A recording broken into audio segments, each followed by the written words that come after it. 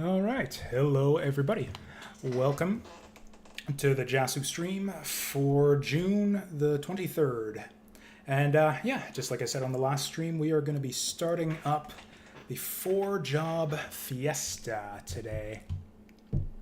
And yeah, we're going to get that started in just a second for you. So yeah, 4-job Fiesta. It's not really been that often that I've... Or I guess that's like... yeah, I think this is only the second, like, big classic JRPG I've ever played on the stream here. The first, obviously, being Chrono Trigger, which is... Yeah, probably within my, like, top 2 favorite JRPGs of all time. Final Fantasy V is up there, but not quite... It doesn't make my top 5, I'll put it that way. Although it is my favorite Final Fantasy, or at least of the mainline numbered Final Fantasies. I actually prefer Final Fantasy Tactics a little bit. Hey there, Saturn Meteor. I probably not right now, but if you drop me a link or something, I can check it out after the stream. Can we skip the credits here again? I noticed those going away. Okay, there we go. So yeah, like I said, this is like my favorite mainline numbered Final Fantasy game. And this will be my third Fiesta run of the game, although not... I didn't actually finish my first time attempting the 4-job Fiesta. I rolled like... pretty sure I rolled like Thief Bard or something like that, and I gave up... I don't remember, maybe at Biblos or something like that. I don't remember exactly. But yeah, Thief Bard is a pretty miserable start, so I ended up quitting out of that run. Although the... yeah, I did end up completing a run, I think a year or 2 after that. I ended up with Summoner, Dragoon... What else? I think I got Summoner, Dragoon, Bard, and something else kind of... Oh yeah, and Knight, which kind of carried me through a lot of the game. That was a decent enough party. So what we've rolled right here, if you can see in the name of the stream, is we got the Monk for our first class here, which is kind of lucky. I did decide to kind of mix things up. I did the standard run last time I did a Fiesta run, and I've decided to, change things up with the Chaos run, which means, so the standard 4-job Fiesta run, for those of you who are in a 4-job Fiesta stream and somehow don't know what the 4-job Fiesta is, standard run is basically, throughout the game you'll unlock different sets of jobs, of character classes, as you progress through the game, and they basically come in 4 sets. You have your ones from the Wind Crystal, Water Crystal, Fire Crystal, Earth Crystal, maybe not in that order. And the standard Fiesta gives you 1 job that you can use from each of those crystals. This is essentially a challenge run, whereas in a normal playthrough of the game you can just switch classes freely, but the 4-job Fiesta just gives you 4 classes, 1 from each crystal that you have to stick with. Sort of gives you a bit of variety, lets you dive a little bit more deeply into the different available jobs in this game than you might have on a standard playthrough, where you can just like mix back and forth and just dabble a little bit in everything. The Steam, there's a bunch of stuff on the Steam sale. I resolved not to buy anything because my backlog's grown out of control as it is, but I did end up buying like 7 games anyways, so whatever. But, the standard Fiesta run gives you 1 job from each crystal. The Chaos run just gives you a completely random set of jobs, so you might not get a job from a given crystal. And I think the Wind Crystal has fewer jobs than the others, so there's actually a decent chance if you do a Chaos Fiesta run that you won't get a Wind Crystal job, which means that you're stuck with the basic Freelancer job throughout the early bits of the game, which is actually not that bad. Like, for example, I think Freelancer is like about as good or maybe even a little better than Thief, if you end up with Thief as your first job. But we lucked out here. I got Monk, and Monk is a Wind Crystal job, so yeah, once we unlock our first set of jobs, we'll be able to class change over to that right quick. So yeah, maybe to give you guys an idea of what you're in for here, I am not super duper familiar with this game, despite me just saying just now that it's like my favorite in the Final Fantasy series. I actually haven't played both Dark Cloud games. I only played the second one. I've always been interested to try the first one, and yeah, it looks pretty interesting. From what I hear, though. It's like the second one was an improvement in every way. So it's a lot of the times you get sequels like that where it's just like, oh, it's like the first one again, only they fixed everything and made it better in every possible way. So it's hard to go back to the original in the case of games like that, but I don't know. I hear the first one has enough going for it that it might be worth checking out. Actually, really good music. There's one bit of music in particular that I randomly happened upon while browsing YouTube. I think it was called Wise Owl Forest. It's a really, really good piece of music. I've got it on my pre-stream playlist. This meteor is really freaking loud.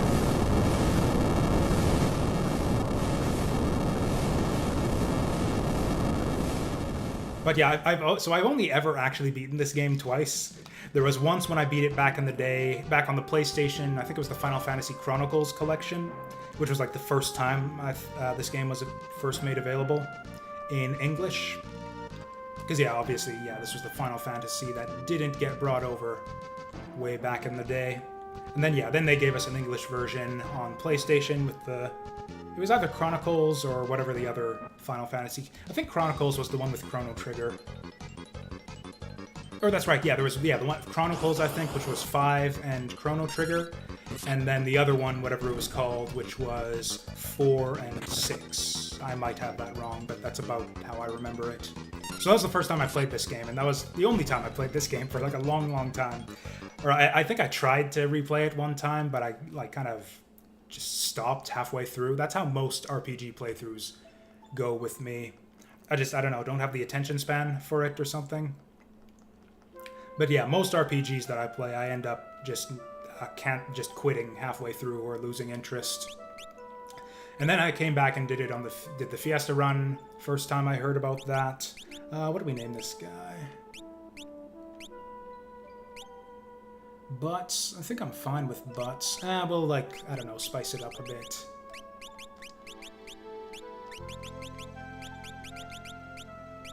Yeah, sure, that works. Backz.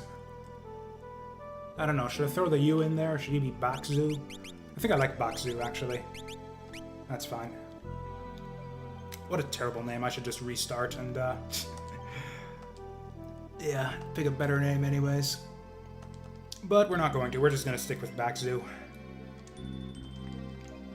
Yeah, the story in this game is certainly nothing special. I think this might actually have, like, one of the least interesting stories out of all of the, we'll say, post-4 Final Fantasy games.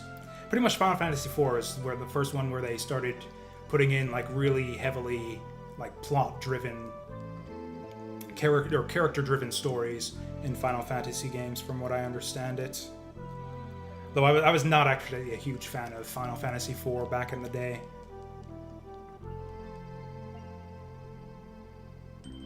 Oh, Dark Cloud 2? Oh, yeah, maybe the original Dark Cloud didn't come out in Europe then, or maybe it came out as Dark Cloud and they called the second one Dark Chronicles? I don't know.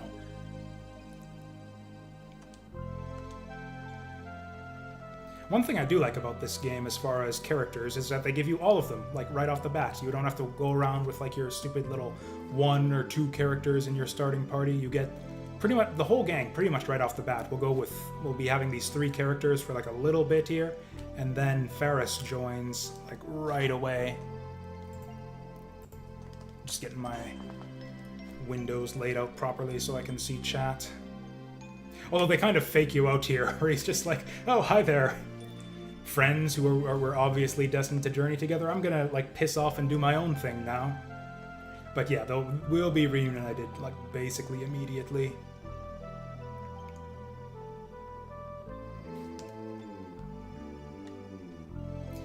But yeah, as far as, yeah, plot and characters, not really a whole lot going for this game, I would say.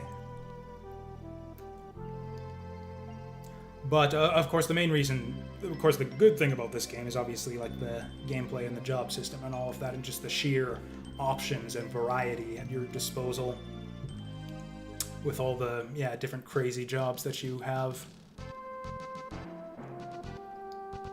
And yeah, I really like just the concept of the 4-job Fiesta, how it really, like, shows that off, how you can do it. There are people who do the 4-job Fiesta every year, and, like, it's different every time because you're running different jobs every time.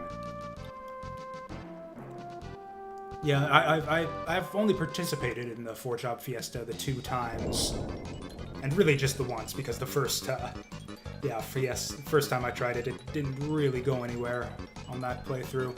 But I've seen other people run the game, and it's like even experts at the game end up learning new stuff every time they play through. Just, yeah, so much depth available here with the different job combinations. So that's the reason why I like the game so much, as I'm like, yeah, talking shit about how I don't care about the characters or the story. So yeah, just these 3 little goblin battles, and then we'll have close to a full party. I guess maybe that makes me like a poser of some kind, where I like claim that FF5 is my favorite Final Fantasy, but I've only played it like twice. The thing was, I didn't play this when I first played this game. It was well after kind of the heyday of my like JRPG fanaticism. Like back in the PlayStation days, I was like crazy into JRPGs. That was all I played. Or even in like the tail end of the SNES, I started playing like Chrono Trigger, Final Fantasy VI, Super Mario RPG, all the like awesome RPGs, Lufia, and all those that were on the SNES. So then I was like an RPG guy from them. So then that was all I played once the PlayStation came out. I was in, the different FF games, like even the retrospectively crappy RPGs. Like I played Beyond the Beyond back in the day. I almost beat Beyond the Beyond, which is a feat even though I didn't quite beat it, I almost beat it, which is an impressive feat if you've ever played Beyond the Beyond. That game's fucking awful. But yeah, like even the bad JRPGs I would play back in the day. And then I kind of, fell out of love with the genre a fair bit.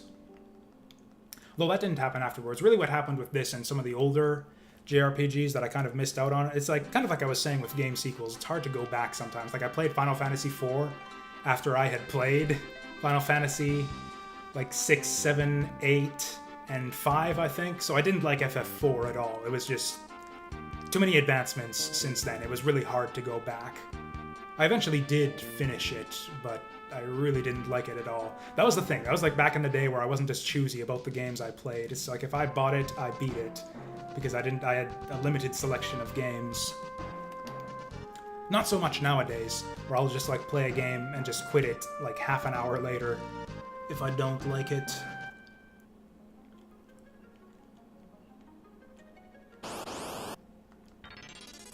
Oh yeah, I forgot that I thought we just went right to the pirate cove or whatever once we go in here. But yeah, we do have like a tiny little mini dungeon to go through before we get the party finished off.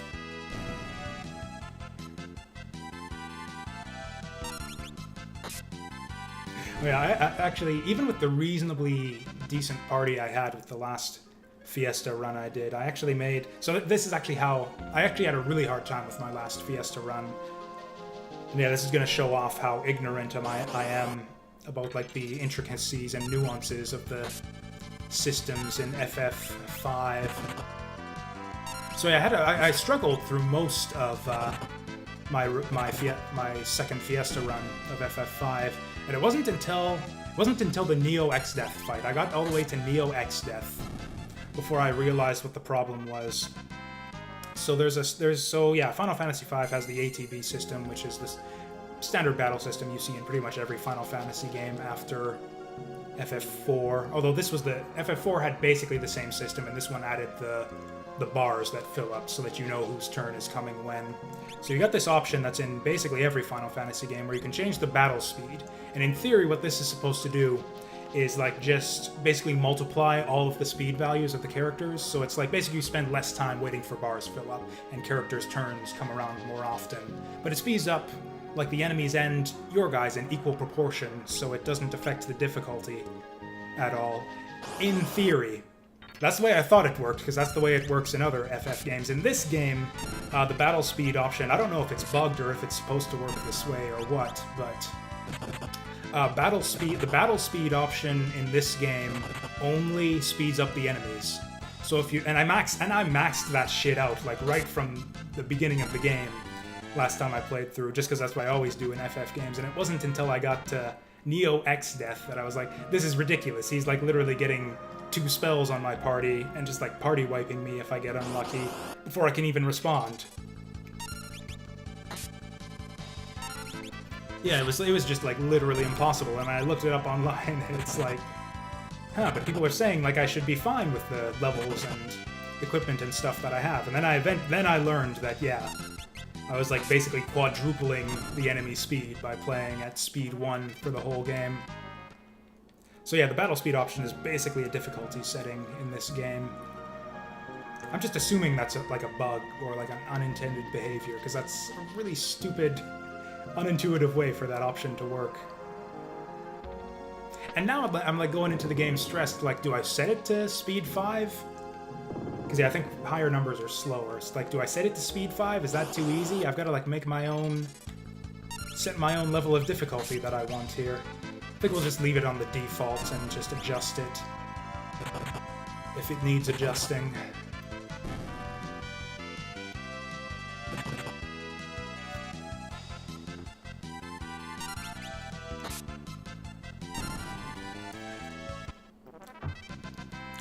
But yeah, you can see why I end up quitting so many RPGs halfway through. As I get impatient. I got impatient just now, waiting for those bars to fill up, and it's like, oh, I wish I could go in and set to max speed. Actually, we probably want that helmet on.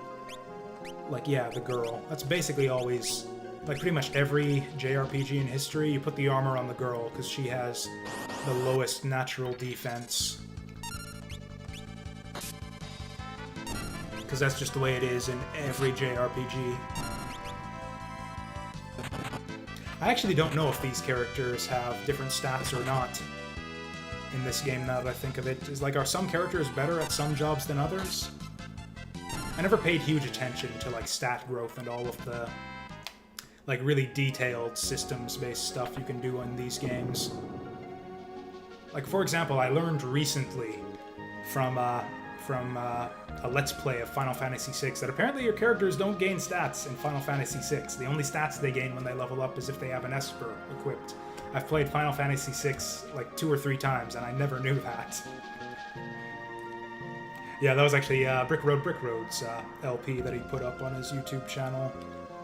I think he finished it about a week or 2 ago. I'm just kind of assuming that my sound's coming through okay. Time for a sound check would have been back before the start of the stream, but whatever, we're gonna test this shit now because we are unprofessional as fuck. Back before the start of the stream, but whatever, we're gonna test. Yeah, that sounds fine to me. Okay, so and I think, yeah, that's basically the end of your tutorial dungeon where you... We'll be meeting up with our final party member after this, although we don't actually get our job classes unlocked yet, so I guess we got another tutorial dungeon after this. I kind of went back and forth as to whether I should actually do all this or whether I should just make a save outside the Wind Crystal Tower and just skip ahead a bit. Also, I almost never do this when I'm playing classic games in emulators, but I do have my fast-forward key set up if we end up needing that. I'm gonna avoid using it, but the option's there if we want it. Let me know if y'all are getting bored with something, and I can speed it up. Though weirdly enough, the fast-forward in this emulator maxes out at 2x for some reason. Yeah, 2 times speed. I don't know why that is.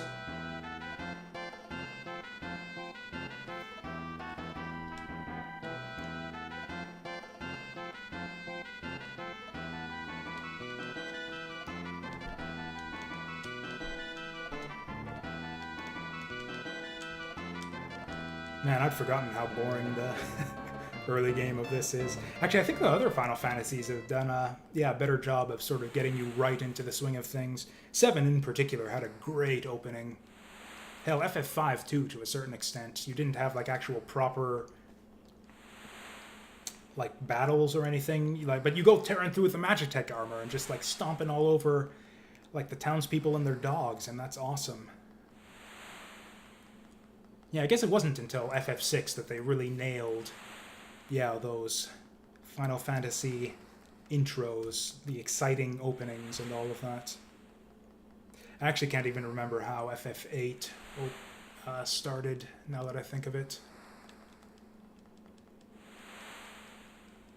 Yeah, I only ever played FF8 the one time. That's another FF game that didn't really grab me, even back in the day.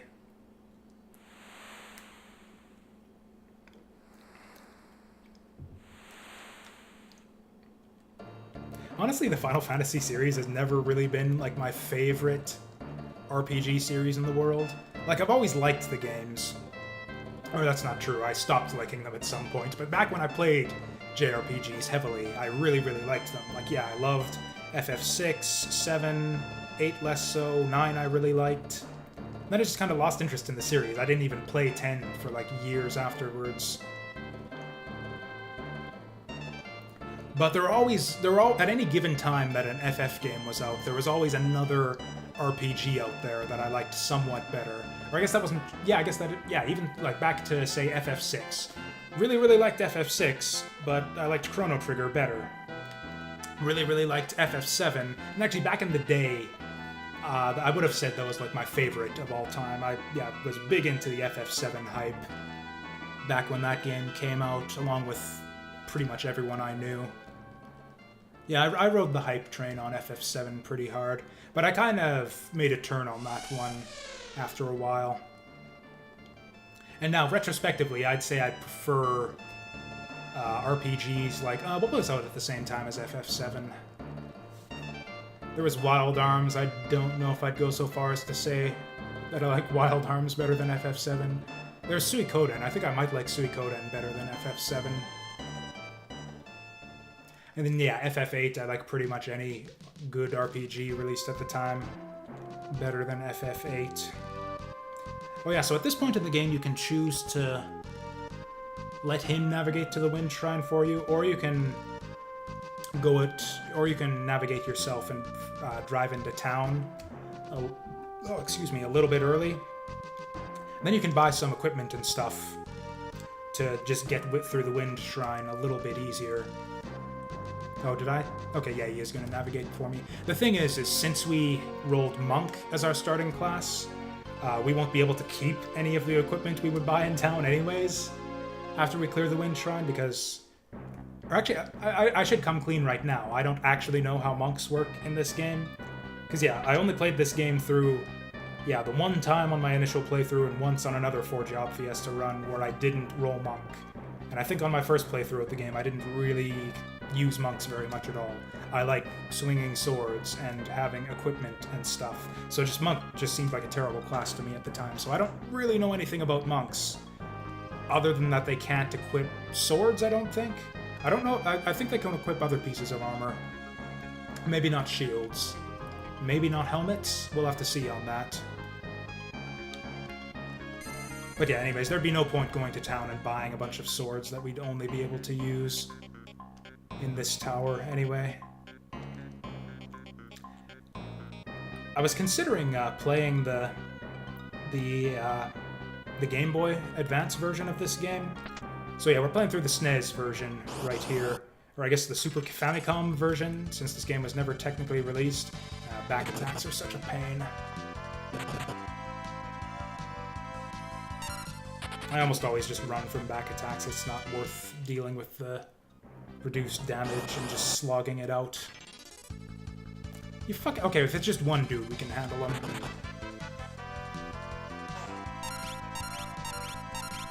Oh yeah, what does Ferris actually have equipped? Looks like a knife.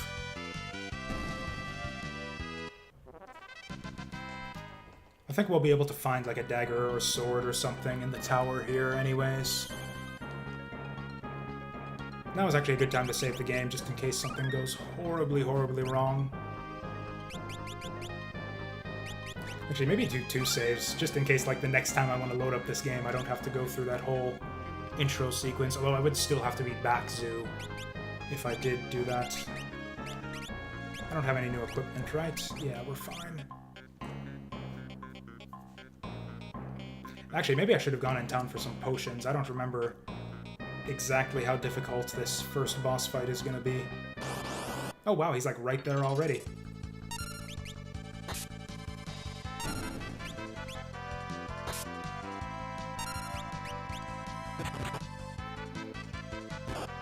Anyways, what was I saying? I think I was just talking about how I don't know anything about monks. So yeah, this will be a learning experience. Which is, yeah, the fun thing about the 4-job Fiesta. Oh, did I go through the wrong door? Whatever, I'm sure there's nothing super important that we need to grab out of here anyways. Jesus.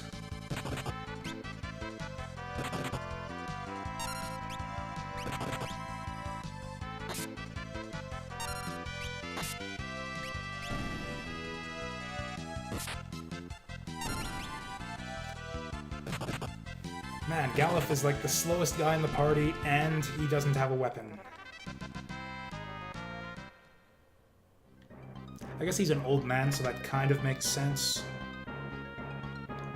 Oh, are they gonna trigger this, like, right when I wander into his field of vision? Okay, cool, we can sneak past. Can you climb this shit? I think that's in another dungeon that you go climbing vines.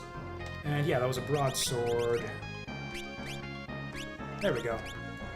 That'll get him up there, hitting with the big boys and girls.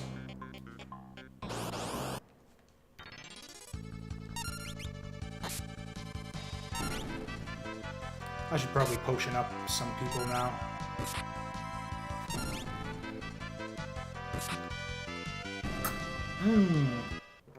Perfect run right there.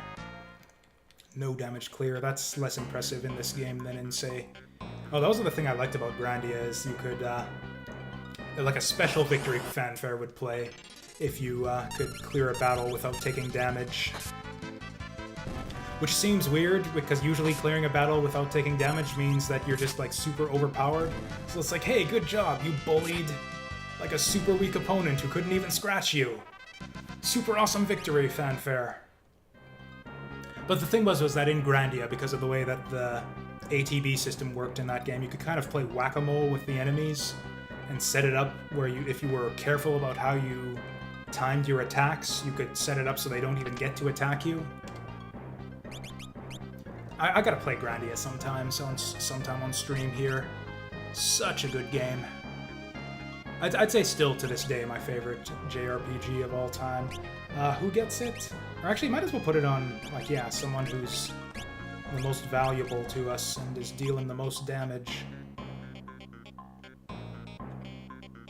I think we came out of that center door there, so I don't think it was even worth going back all this way for a frickin' helmet that we're gonna replace right away anyways, and/or might not even be able to equip as a monk.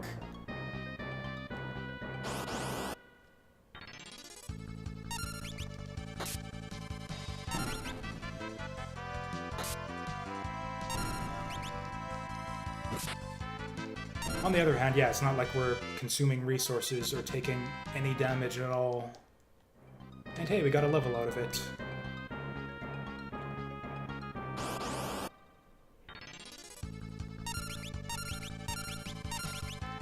Oh wow, we actually got them all off before the animations started. That's some weak shit there, Lena. Galuf, it's up to you, man. Good job. Yes, step on Snake. What was I gonna do? I was gonna potion. Oh my god, we only got 3 potions? This is bad news. Why did I put it on... yeah, that's enough potions. I don't think we'll need any for this fight here.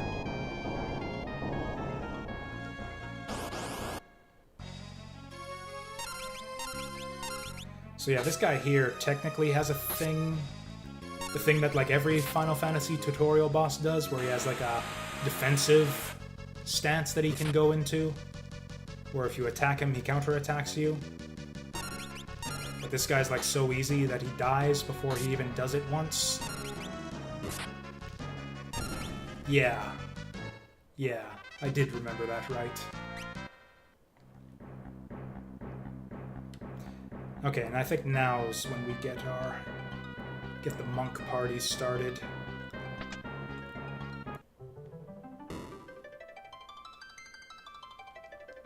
Yeah, I got that Final Fantasy theme going here. I suppose that's the crystal theme is what they call it in the different Final Fantasy games. It's usually associated with the crystals, this theme song. Because, yeah, the crystals are, yeah, kind of a recurring thing throughout different Final Fantasy games.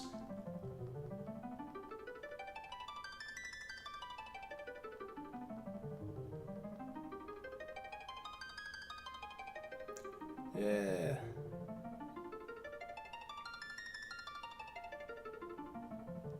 Spirits of courage, kindness, by our powers combined.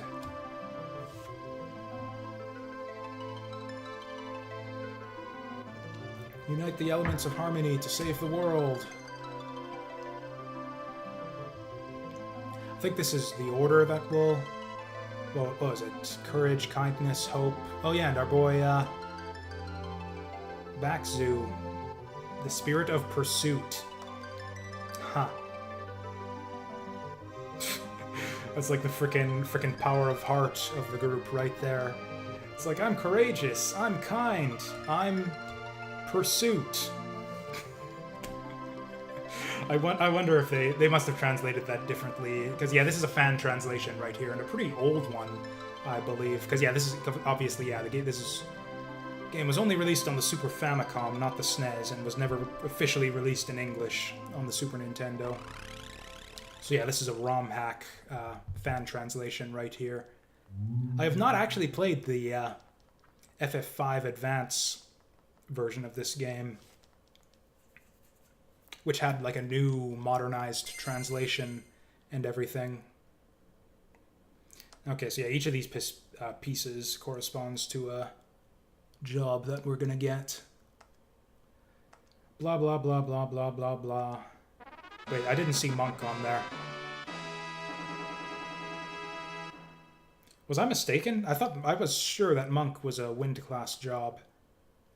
I was going to do a bit there where it's like, blah, blah, blah, the only one we care about is Monk, none of these other jobs even exist. But I didn't see Monk in there.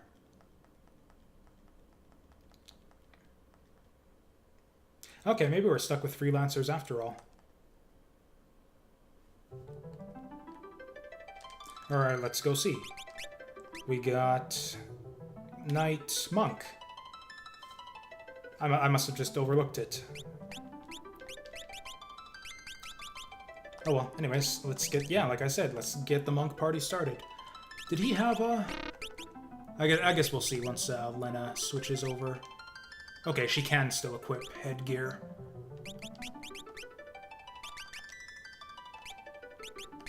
So yeah.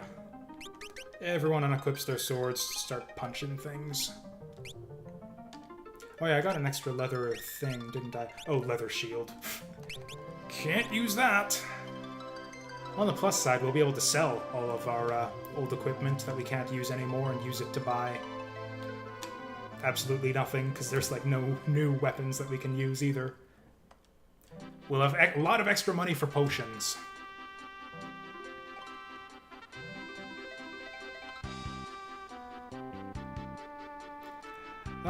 You know what? I could use a refresher.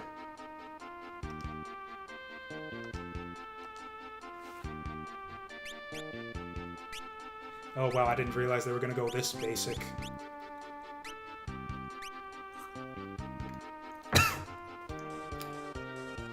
I really just kind of wanted a refresher for how, like, AP works. Or however you gain abilities in this game. I think it's a really basic... If I remember right, it's like you get AP after combat, and then if you get enough AP, you'll level up your jobs and unlock new abilities for them.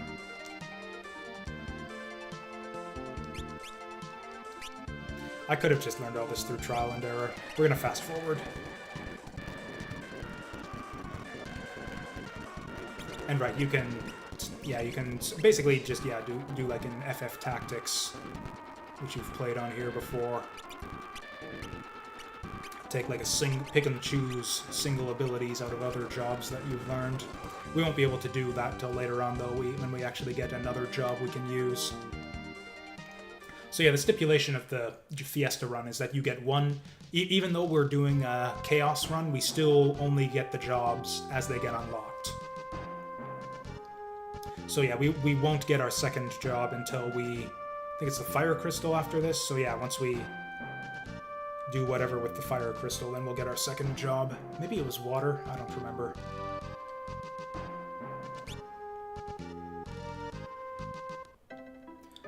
So yeah, we could have, if we wanted to steer the ship ourselves, we could have come to this town before going to the tower.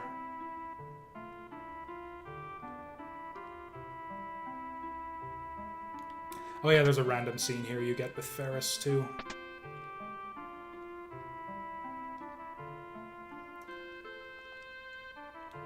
Is checking barrels and pots a thing in this game? It was definitely a thing in FF6.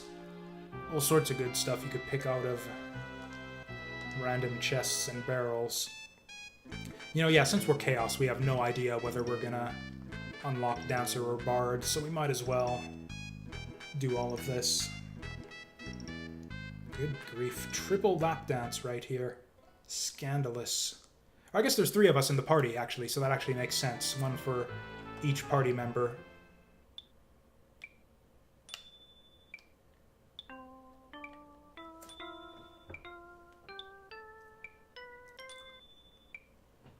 I think that was supposed to be like a scale. He just did a scale there. I don't know if he got any better from that. But yeah, playing pianos is the way that you learn songs for your bards. I don't know if this scene here is even necessary to advance the plot. I don't know why he needs to go take a look here. Just like randomly walk in on Ferris while she's sleeping.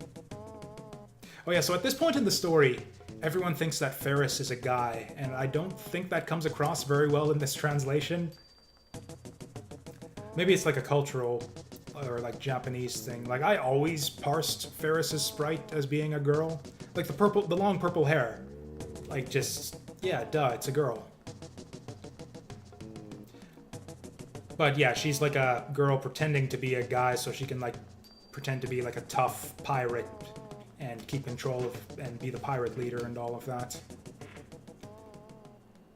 So I think the idea here is that even though they think she's a dude, they think that he, who they think is a he, looks like really cute while sleeping or something.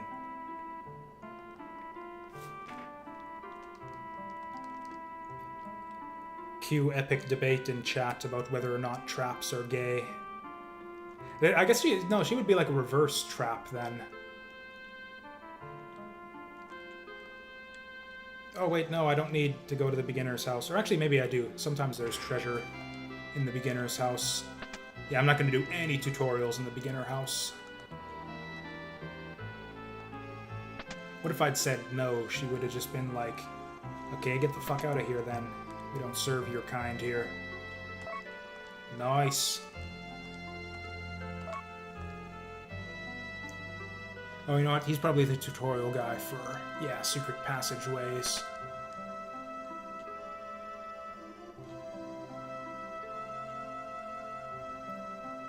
This is gonna be a monster in a box, isn't it? What can monks even do? Oh, can we not even use abilities yet? That's kind of lame.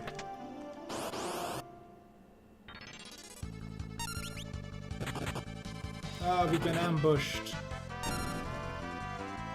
Ooh, we got a kick. It said something about a counterattack on the job screen, too. That could be fun.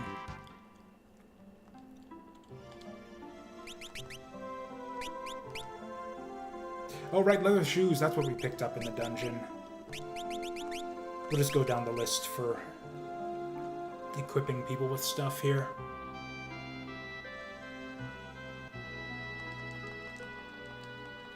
Yo, open it up.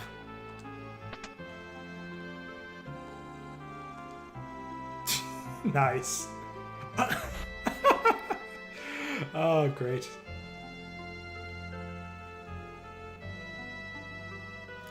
So yeah, weapon shop is pointless. Although we're... Oh, never mind. I was going to say we're not going to be able to equip Ferris here. So, yeah, we have, like, money to spare right here, so...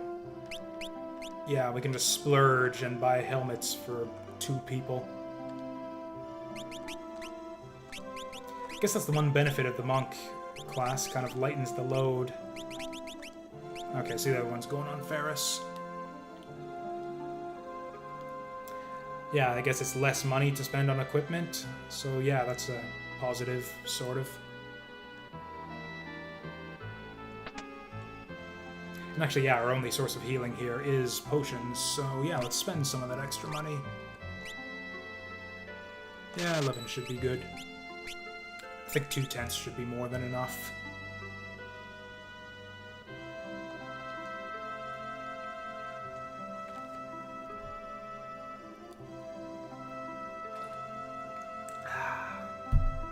That's good tea.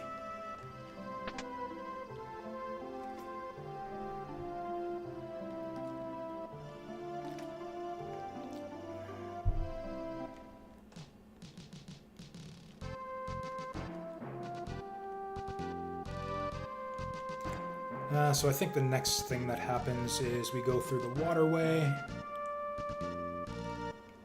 and then the dragon dies, basically. Yeah, the whatever it is. Oh, never mind. The gates are locked. I completely forget what to do then.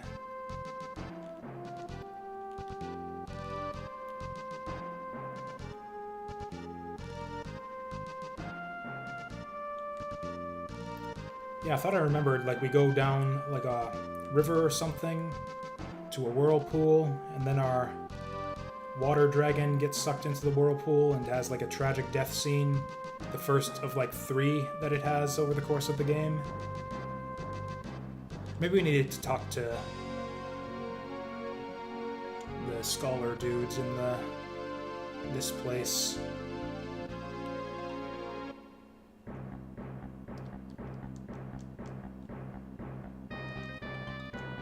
Oh yeah, I was going to talk about, yeah, FF5 Advance.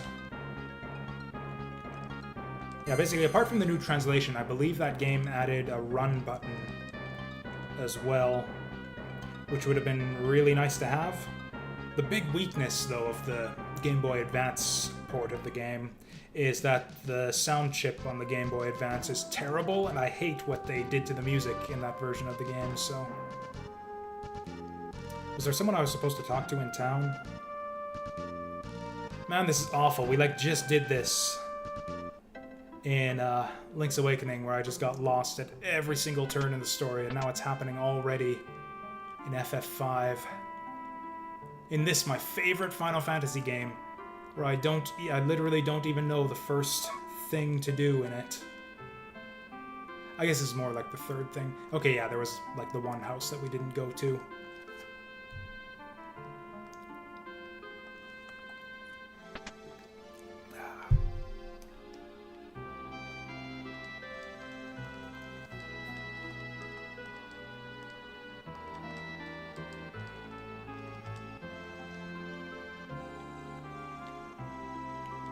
So yeah, Final Fantasy V, or Final Fantasy V Advance actually added a bunch of new classes, or new jobs to the game. But you don't unlock them until, like, basically right at the end of the game. Like, I think after you go into the final dungeon, you can go to, like, a new bonus dungeon and unlock the new classes. I think that's how it works. Like I said, I've never played that version of the game. So the big new gimmick this year for the 4-job Fiesta is you can add the Forbidden Run option to your Fiesta run, which basically replaces one of your 4 crystal jobs with one of the new jobs from FF5 Advance. So it gives you kind of an excuse to, yeah, play those jobs in a Fiesta context now. Because, yeah, your standard Fiesta runs never included the bonus jobs, because obviously not everyone's playing the Advance version of the game. And of course, what ends up happening, because yeah, for the Forbidden option was like a big secret thing. Nobody knew what it did, so a bunch of people ended up registering for it anyways, because it was like a big new thing, and we're not going to spoil what it does. And it turns out what it does is basically, if you're not playing the advanced version of the game, it kind of just takes away one of your jobs for the final dungeon. Yeah, that was the origin of the hashtag 3-job Fiesta.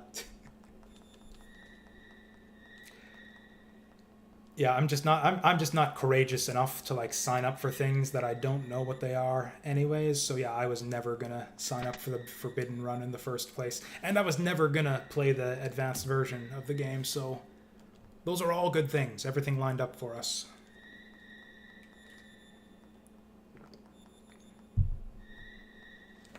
How am I looking on stream here?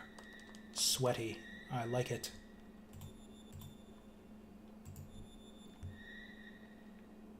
Man, that background like behind me there looks awful. I'm gonna have to fix that for the next time we stream this game.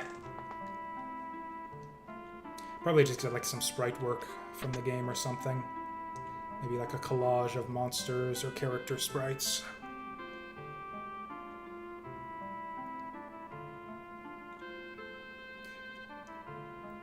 So yeah, Yoshitaka, I think it's, yeah, Yoshitaka Amano is the artist who's generally most associated with the Final Fantasy series. He's the character designer for just about all the Final Fantasy games. He does also a lot of the monster artwork and stuff as well. He just generally does tons and tons of concept art for all the different Final Fantasy games.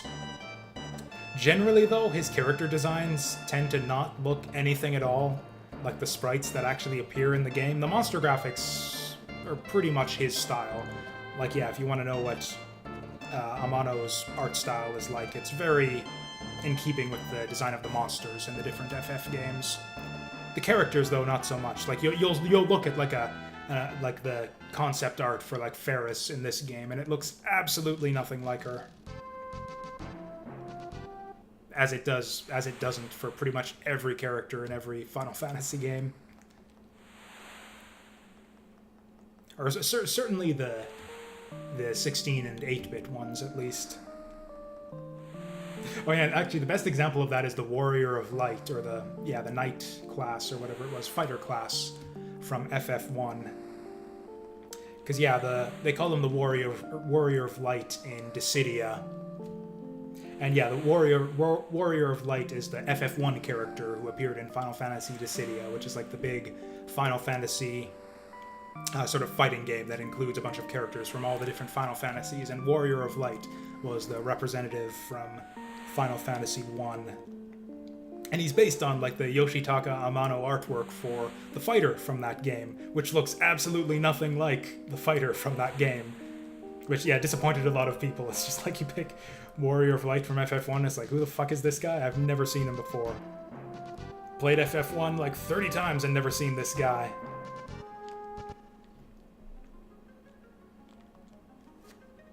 I've actually never played FF1. Like, I've played it, but I have not played through it. I could... Like, yeah, hell, if FF4 was, like, too archaic and just too much of a step back for me to stomach, yeah, FF1 even less so. I think I might have played FF1 for, like, about an hour before I decided to give up on it. Yeah, FF1 is not a good game. It is objectively not a good game, in my opinion.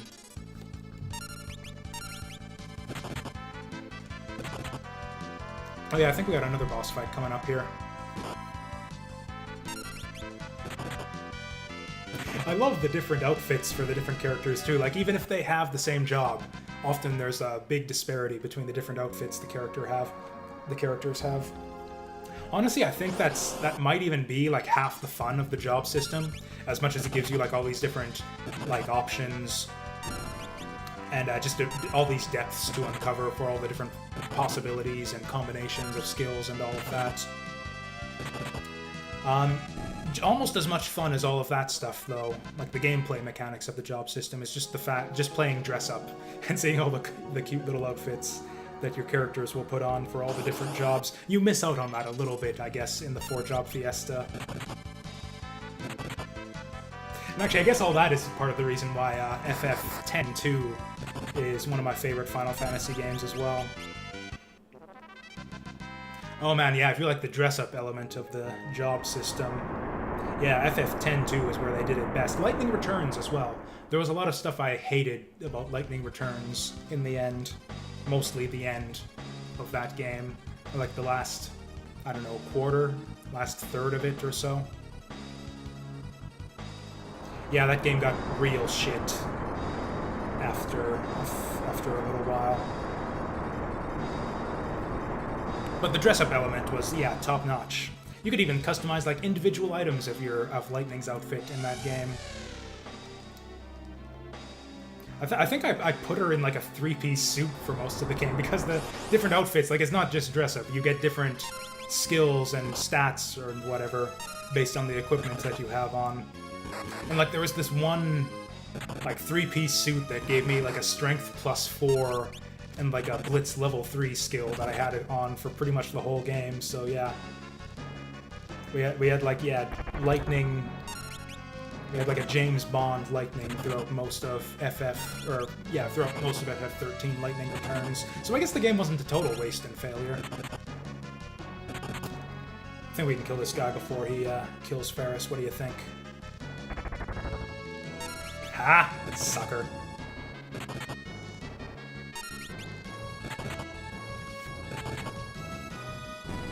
Ha! Yeah, we're probably going to use those tents right away.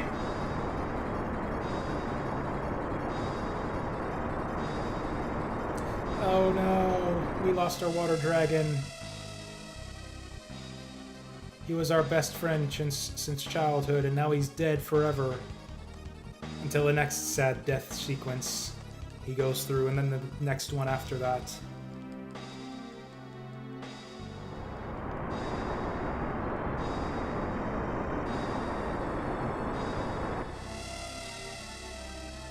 I mean, it's a water dragon, right? Like, the dangerous thing about whirlpools and shit, if you're a person, is that it sucks you underwater and you drown.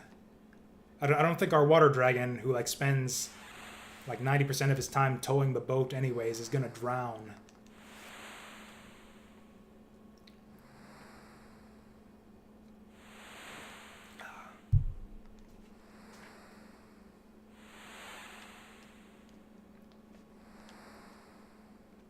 Okay, good. At least Ferris isn't being stupid about it. Yes, she is Sildra is definitely still alive. There was nothing in that whirlpool that was gonna damage him. Her, whatever.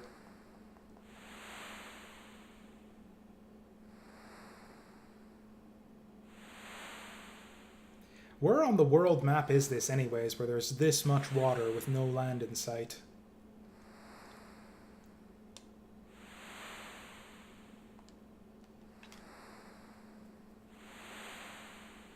Actually, now that I think of it, I seem to remember, now that I think of it, FF5 having a pretty sparse world map, so I suppose we could be anywhere.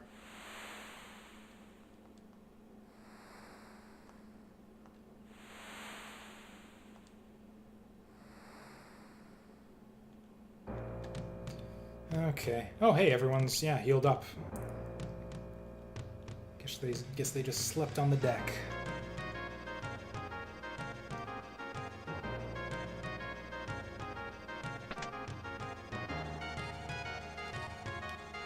Seriously, you're not going to let me into my own ship?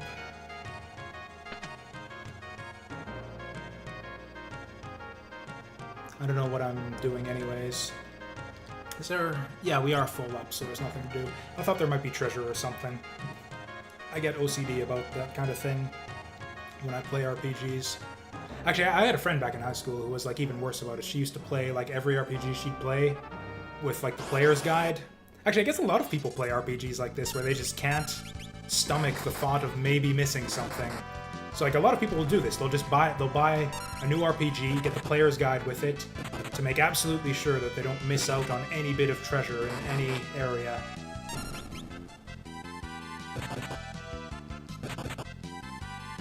I regard that as, like, kind of cheating. Like, not like cheating, like in a bad... Like, sort of cheating myself out of the experience. And, like, the fun of exploration and stuff. And discovering things for myself.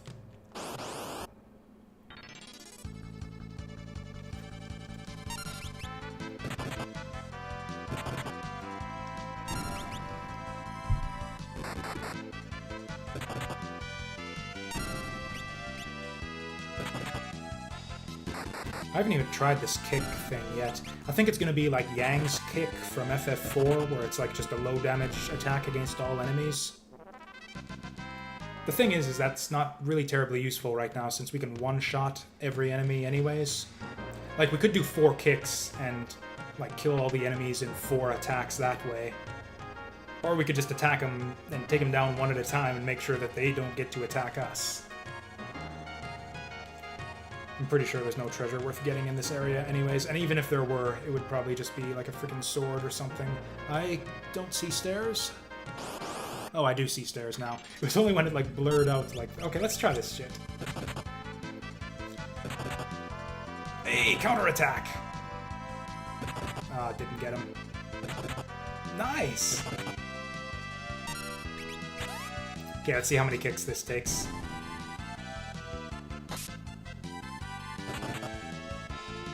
Man, showing off. I guess last time we got this fight, we got preemptive strikes, so that's why the enemies are getting so many hits on us. Finish him.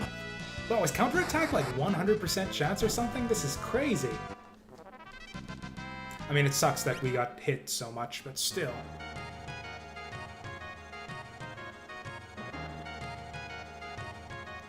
I feel like we're going to be cruising through the early game here.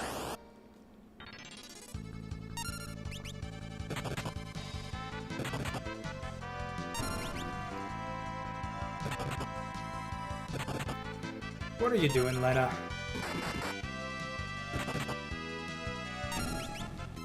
I guess I really should, like, yeah, manually target my shots here to make sure that doesn't happen.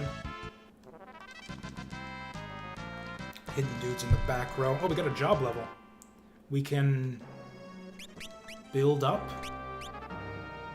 Double attack power. That's actually going to be really good in the boss fight coming up, actually.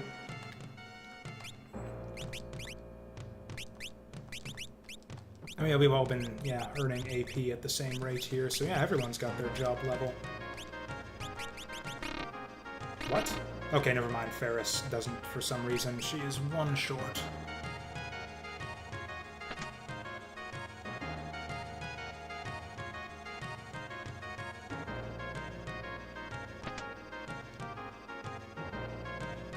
Do I need any...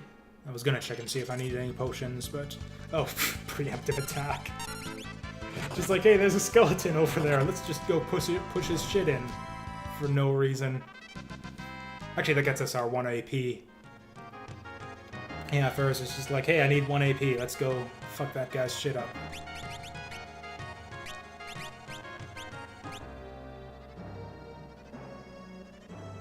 I mean, I guess she didn't get to be the leader of a ruthless band of pirates by being nice to skeletons.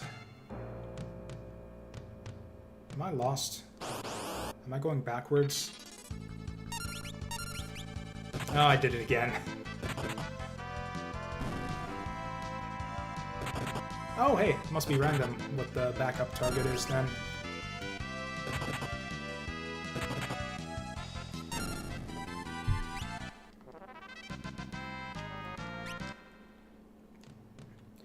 But yeah, unfortunately, this is going to be a pretty...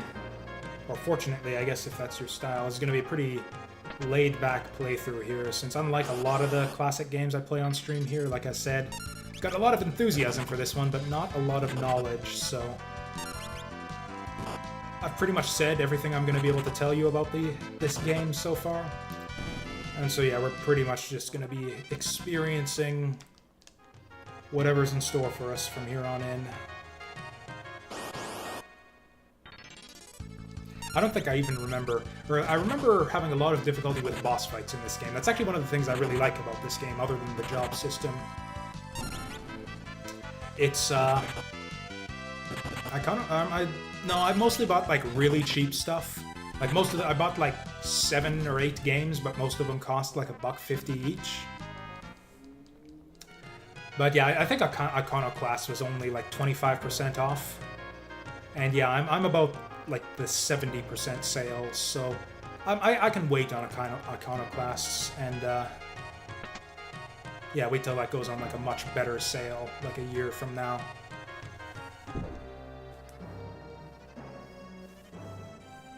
Although with that being said, yeah, I probably didn't get probably the stuff I bought is like nothing that anyone's gonna be interested in, because it's all stuff that's like several years old and is on sale for like 80 to 90%. versus a man or a girl. Yeah, what is wrong with that?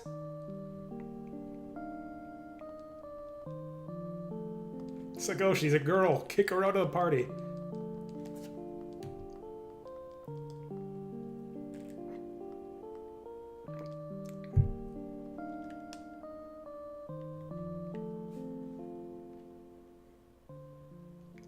What was it? Oh yeah, the bosses in this game though. I really, because yeah, they're all like have like weird. I don't know how to describe it. Like tricks to them, almost like puzzles. Like there's usually some sort of gimmick to every boss fight, or there's something to figure out, some sort of trick that you've got to overcome. And like on a standard playthrough of the game, like I remember my first time through the game, it was a lot of like figuring out what's the right combination of jobs to get around the boss's tricks, and I really liked that. And then when you're doing the Fiesta run, it's completely different, where it's like I've only got the jobs that I've got. I've got to figure out what tools I have at my disposal using the classes that I have to get past these bosses. Yeah, you know what? We're going to be tenting... Or actually, no, we've automatically recovered our health right here. Okay, let's get... What have I got? What did I get from the newest Steam sale here? I can't remember any offhand, just because it's really hot right now, and I'm kind of muddle-headed. Actually, you know what? There's going to be a big, long story sequence coming up in a minute, so I'll bring up Steam and rattle them off while that's going on. Is this the right way? Kind of want to go the wrong way. It's always the way it is in these JRPG dungeons. It's like, is this the right way? Because I want to go the wrong way. Because the wrong ways have treasure. Again, treasure is probably like a broadsword or something, which we absolutely don't need with this party.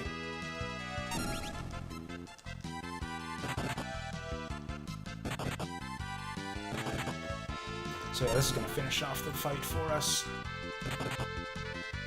Okay, so Steam Summer Sale. I got Agents of Mayhem, I got Alpha Protocol, Beer Ranger, Caladrius Blaze, Kelly's Caves 4, Jim Power, The Lost Dimension, Lords of the Fallen, Superstar Path, and Tobari and the Night of the Curious Moon.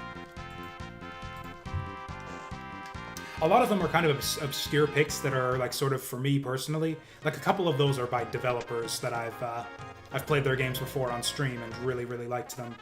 Like or actually, what was it? Yeah, the Star Maze is by the guys who made Strikey Sisters, so I'm all about anything that they make. Tobari and the Curious Moon. I actually played a demo of that. It's an interesting little game. It's like a cross between Super Mario Brothers and Kirby. So yeah, I played a demo of it, and I actually liked it quite a bit, so I've been waiting for that one to go on sale for a while.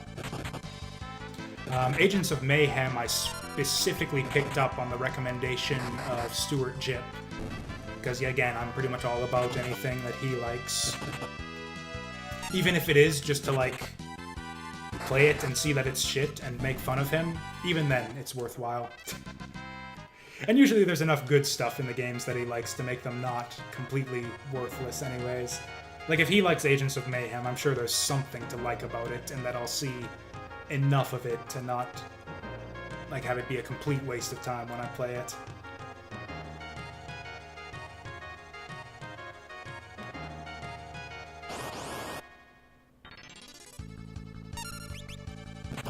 Or I actually have Valkyria Chronicles. I actually played and beat it on PS4 back in the day. I own all the DLC on Steam now, but I only played one of them, the Empire campaign, Selvaria's Blue Flame or whatever. Which was actually a branching campaign with a bunch of different endings. I only played through it the one time and got like the worst ending. I've been meaning to go back to it, but I never actually did. Did that fuck something up here? I think we gotta do something to, like, raise the water level? Or what?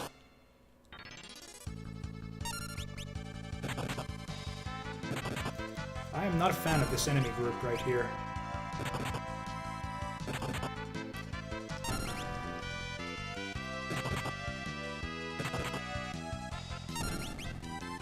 That's often what gets me into trouble in Final Fantasy games, is I'll get bored of a particular group of enemies, usually one that's like really difficult or a pain in the ass to deal with. and I'll just start running from them every single time. And then by the time you get to the end of the game, like any Final Fantasy game, every enemy group in like the final dungeon, for example, is going to be a pain in the ass like that. So I just end up running from every fight just because I can't be arsed, and then I show up at the final boss like 20 levels under par and get my ass handed to me. So then I gotta go level grind anyways. That actually basically happened to me in FF4. I ended up running like all the way through the final dungeon, and it's just like, whatever, it'll be faster just to go to like fight the final boss and be a little bit low leveled. And then I got like one-shotted by Big Bang, which is like the first thing that the final boss does when you fight him. I gotta drop down these holes or something. So yeah, I was literally getting one-shotted by the final boss in FF4, so I had to go back and grind for like half an hour.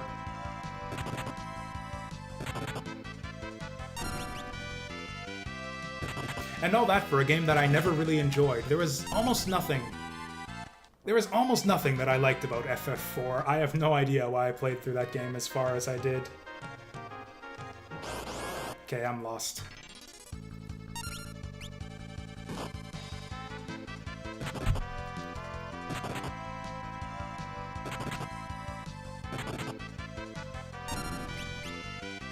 Or you know what, a kick would have been smart there, because that probably would have finished off the golem.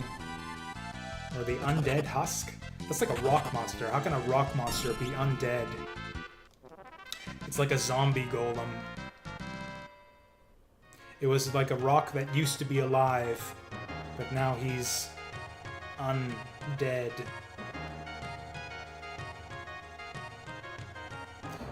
Oh wait, yeah, it's this shit right here. Totally missed out on the rocks. No, it's just treasure. Never mind.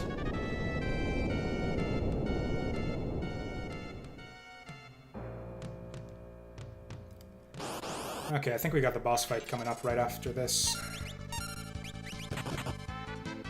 I remembered to pick my target that time.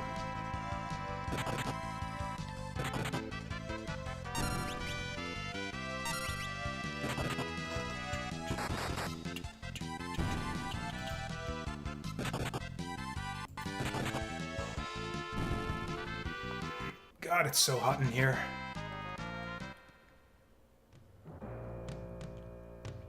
This is the problem. I'm gonna be complaining about that all summer while I'm... Oh, shoot, I wanted to use potions before we do this boss fight.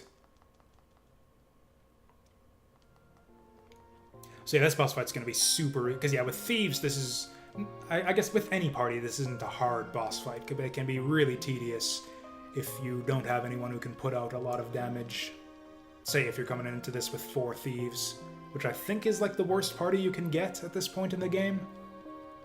I don't know, I'd have to review the other wind crystal jobs.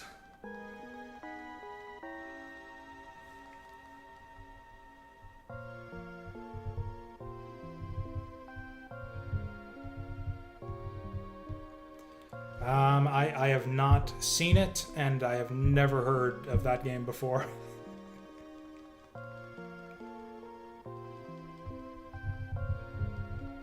I've never been big on the Wonder Boy series. Or actually, I like the Monster World games, like the old school Wonder Boy games, like the arcadey ones where you're like running along collecting fruit. I never really liked.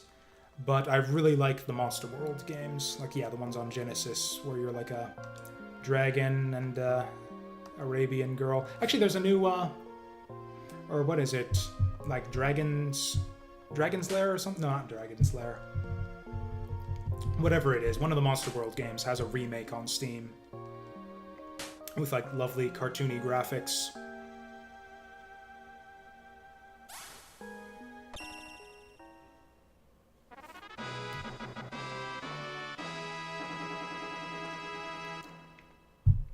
Hooray, you awakened. Just like a big fanfare there for... Oh shit, she's hasted. I think she always does that, probably.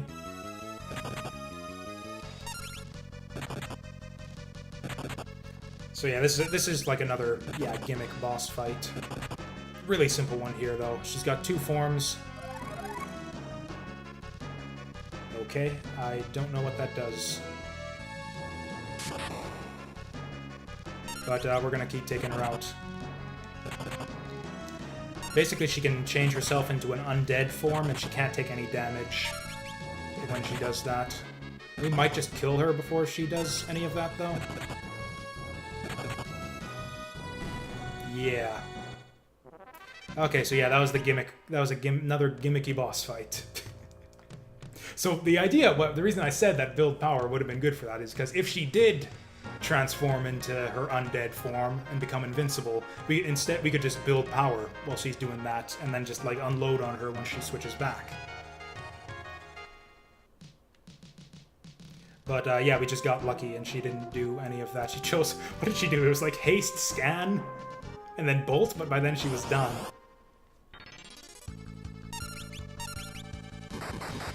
Yeah, Monk's working out pretty good for us in the early bits of the game here.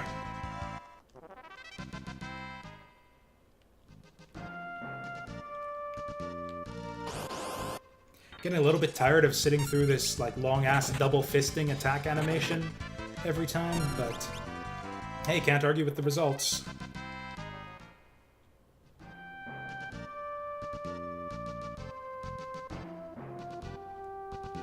I don't even remember what happens next in the story now. Whatever it is, I think it's going to be near to our next set of jobs.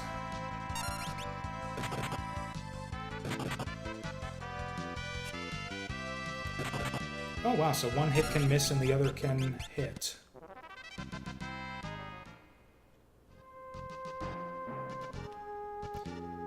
Actually, it's not the library after this, is it?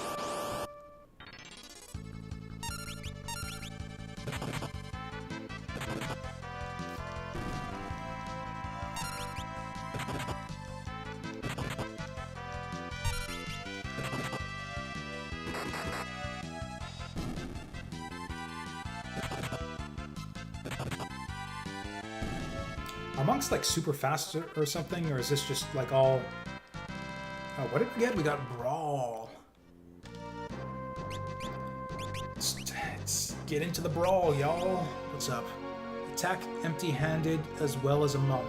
Okay, so yeah, that's like an example of a job that, or a skill that's like only useful if you're carrying it into a different class. I don't know why you would ever want to do that.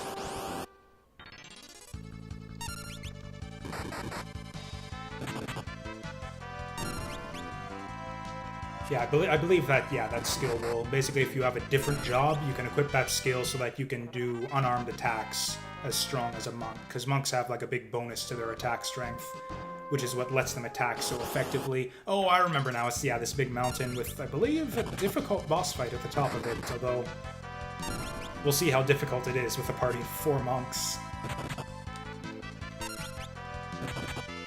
I actually remember this being a really difficult boss fight. Like, I struggled with this next fight in my... What was my first job? Actually, I think I had 4 nights. Yeah, 4 nights for my first job last time, and I still struggled with that fight. No, I think I'm thinking even further back to when I was doing this with 4 Thieves. Yeah, it was my 4th Thief run where I was, yeah, like, stopped at this next fight for a little while. Is it worth tenting right now? Might as well, I've got tents to spare.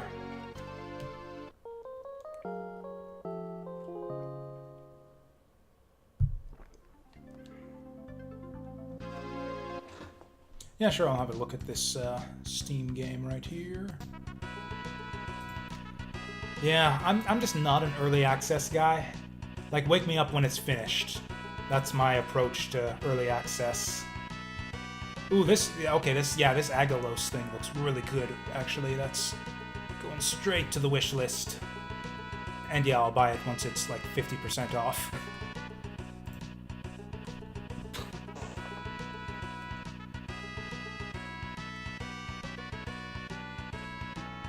Yeah, the one I was thinking of, it's like an official remake of one of the Monster World games.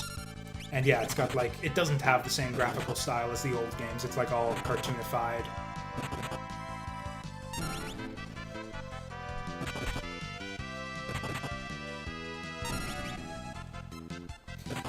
Oh man, this is finally, we've encountered a group that we can't...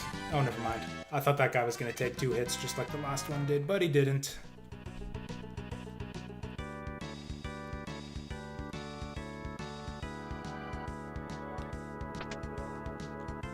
rockin' music here.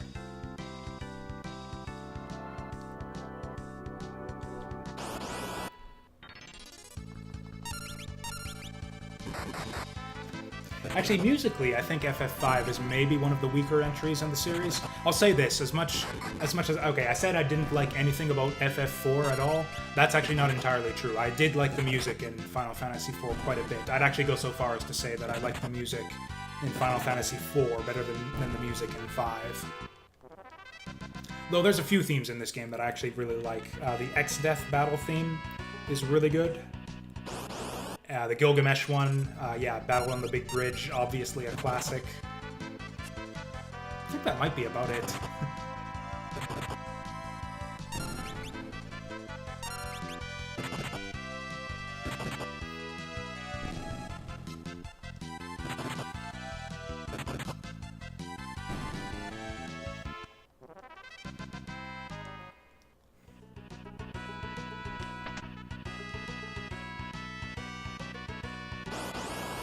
Man, I'm like super excited to find out what my next job is going to be. Man, the guy who came up with this 4-job Fiesta thing is just a genius. Or I guess a lot of people have probably knew. I guess that's probably a lot of people came up with the basic idea of the 4-job Fiesta run. Like, people have been doing class-based challenges for this game since this game was released in English. Like another popular challenge out there is the one character, one class challenge, where you basically leave your other 3 party members dead for the whole game, and you go through with just one character, using only a single job for that character. And people have done that. I think every single job in the game has been done with a single character, single class challenge. Although they had to cheat to do it with Berserker. I think there was like some manipulation of the RNG seeder or something like that in order to make Berserker possible.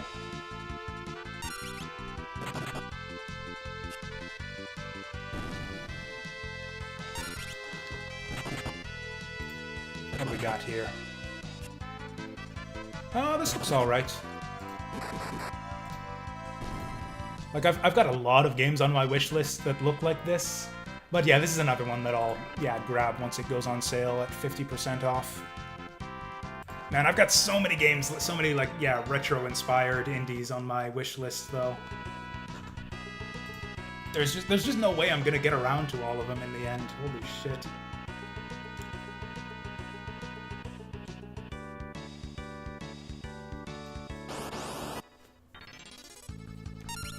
Actually, one of them I played recently, Castle in the Darkness, turned out to be a big surprise hit for me. I really, really liked Castle in the Darkness in the end. I'm actually intending to do a stream on it, to stream that one sometime, because there's like a lot of depth to that game. It's another one of those like big, sprawling Metroidvanias, of which there seem to be a rapidly increasing number on Steam lately.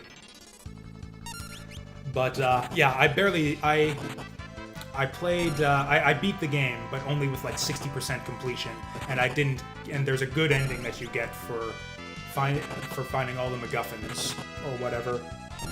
So I was thinking I might do a playthrough on stream here, where I just play through the game again from the beginning and try to get the good ending this time and find all the things that I'm supposed to find.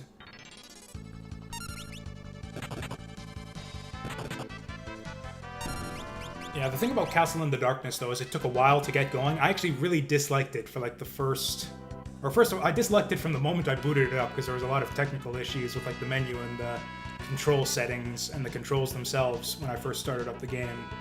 I had a really, really negative first impression of Castle in the Darkness, but I, like, kind of gradually warmed up to it over the course of, like, 45 minutes. That was about the time that I realized, like, hey, all of this kind of makes sense, and this game is actually pretty good. And it kept on getting better from there. It just, got better and better and better as I kept on going through it. Most indie games I play have the opposite trajectory, where they start strong, and then it's like, is this... I'm like really enthusiastic, and then like a fast upward curve, and then a sharp downward curve after a while as I realize, okay, that was good. What else is there?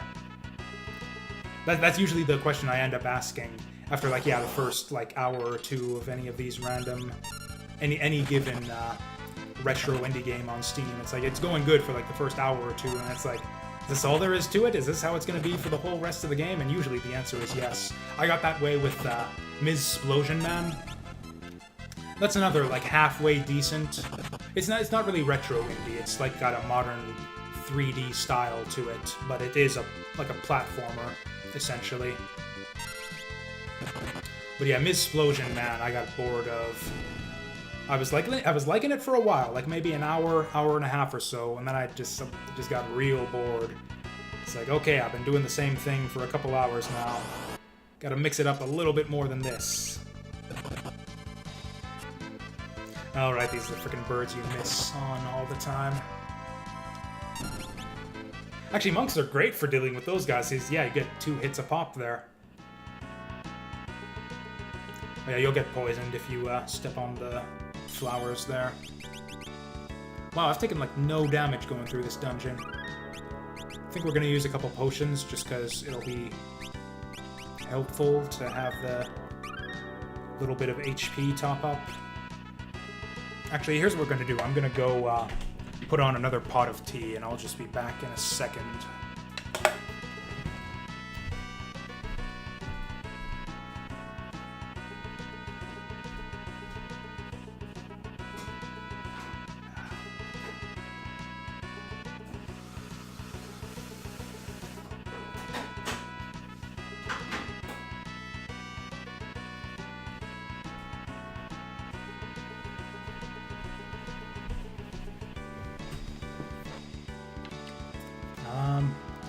Actually, this was probably a bad time to go put on a pot of tea, because I'm gonna go here, I'm gonna start the boss fight, and then I'm gonna have to pause the boss fight like 30 seconds later to go get my tea.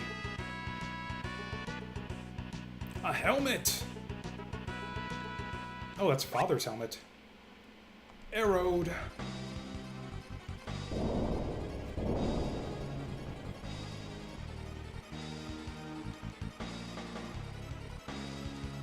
Hey, Magissa, that's my favorite character from, what was it? Rage of Bahamut. Rise of Bahamut? I can't remember. That game where Shadowverse gets all of its artwork from. Also, if you're not, whatever, if you're familiar with the character Magissa from that game, please understand that I'm joking. Just look up, like, Shadowverse Magissa, or Magissa, however you pronounce it. Same spelling as in this game, actually. Shadowverse Magissa, or Bahamut Magissa, and you'll get what I'm talking about. Although, don't look that up at work.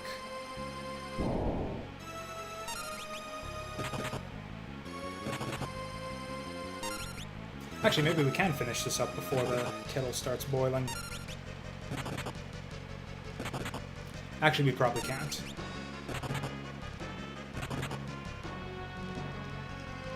Yeah, she's gonna summon the dude right away. Yeah, we gotta fight the dude. Actually, is it worthwhile to kick him? Nice.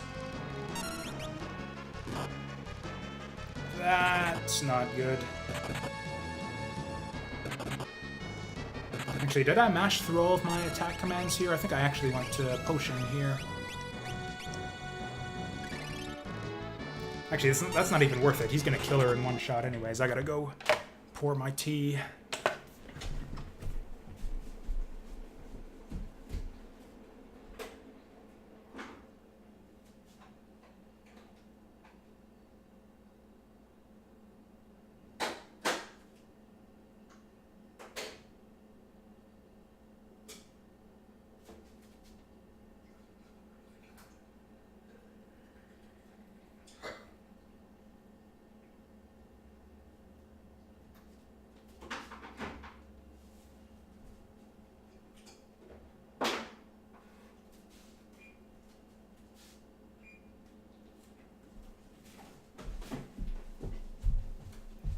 Okay.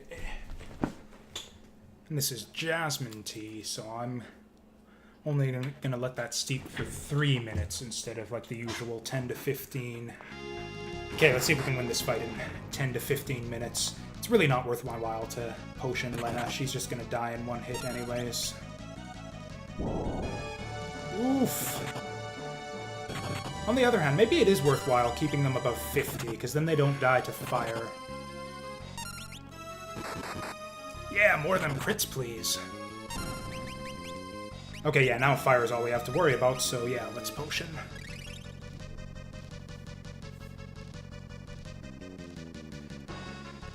I wonder in what circumstances it's worthwhile to... Oh, wow, we were so close to getting, like, one more crit, I think, and we would have had her before she summons the dude, which I believe is possible.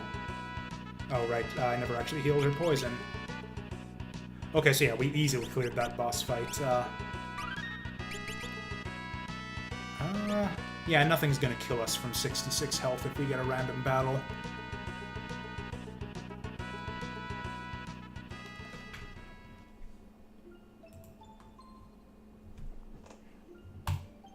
Also, yeah, they give us our first flying machine pretty early in the game here.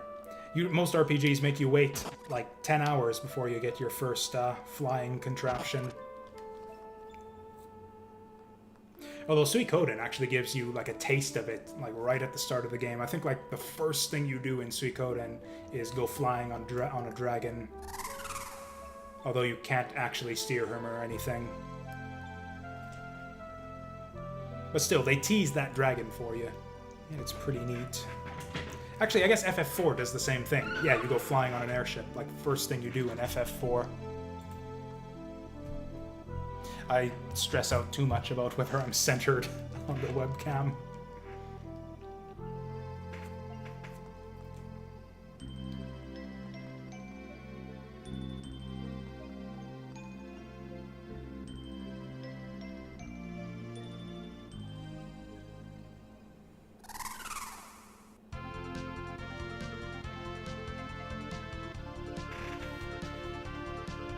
Man, that background, though, that's a really nice looking, like, mountain, 16-bit mountain background there. So I don't... Oh, you know what? Yeah, I think the fire crystal is the next thing we do. Yeah, there's like a castle that burns down. And then you get your fire jobs.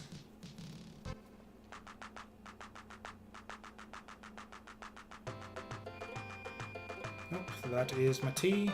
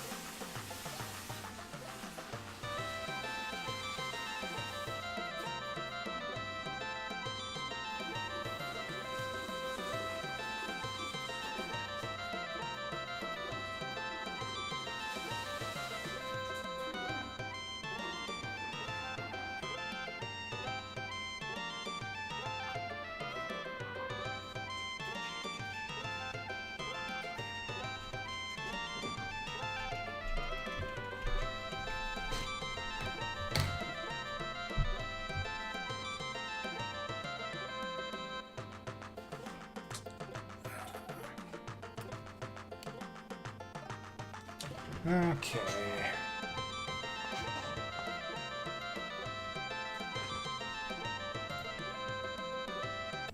Okay. Yeah, kind of an aimless game, this FF5. Like, what is our current destination? What are our characters trying to do in the plot right now? Like, I guess the idea is visit all the crystal shrines, because they're in danger, or whatever. But where are they?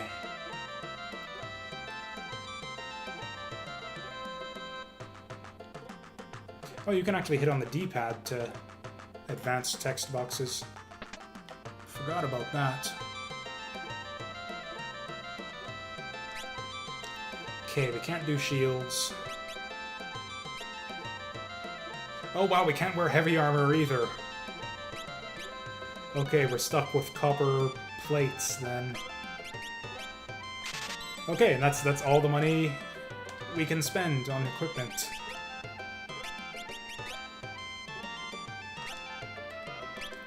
Oh, it sucks that you can't flip between... I bet you they improved that in the advanced version of this game. I can't believe that they don't let you flip between party members with L and R in this game.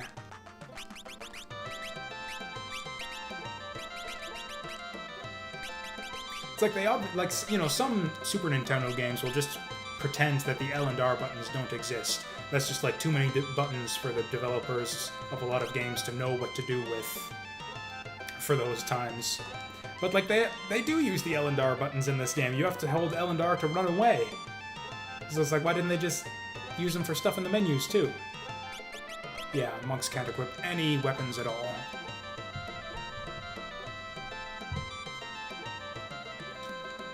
We could buy magic. I don't know if I need it yet, though. Dynamic pixelish game with the black girl? I don't know.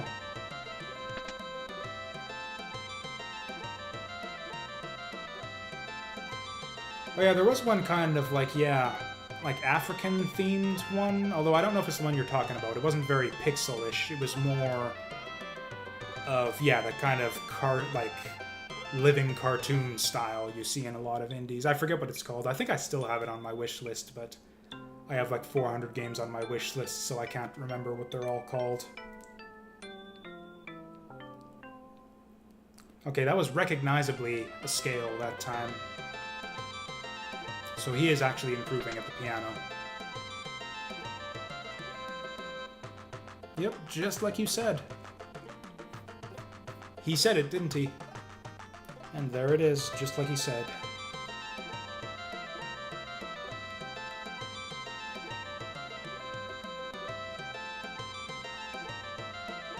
Oh no, we can't get ships. Okay, this guy keeps moving out the frickin' way.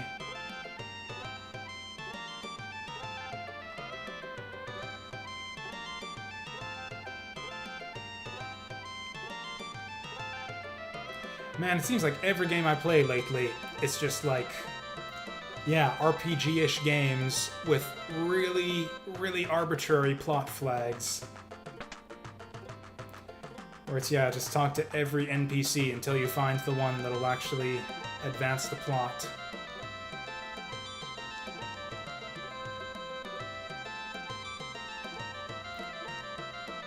I think there's nothing to do in this town. Oh yeah, we can see the whole world by pressing Y. Good hint there, buddy. Apparently, yeah, he was the dude to advance the plot forward. AKA, reminds me that I have a map, so I can see where to go next. Hey!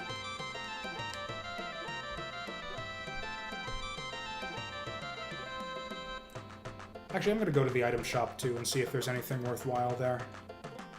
Man, we got so much HP. Like, potions are already outdated. Like, I don't know if do I even care enough to buy potions?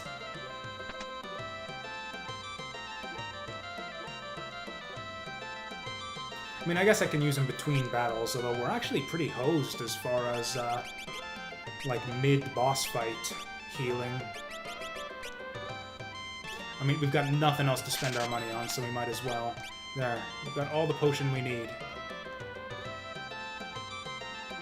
Hell, we've got more than we need, because we've chugged like 2 potions ever since we switched to monk.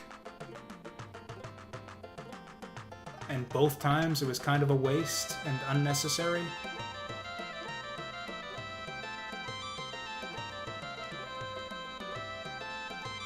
You know what, we're missing a little bit of health. By which I mean, like, a lot of health. So I'm just gonna rest at the inn anyways. We're loaded with money, and maybe this is the way to advance the plot.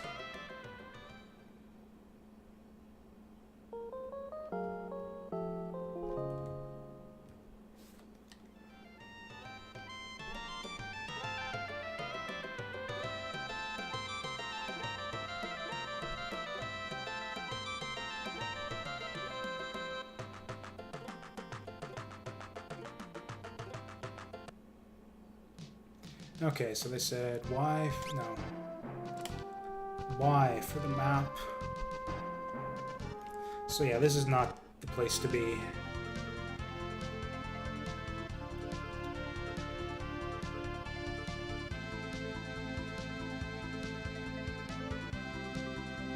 Actually, can I check the map while I'm dragoning? Ooh, I can too. Okay, so there's a thing over on the left and there's a thing down.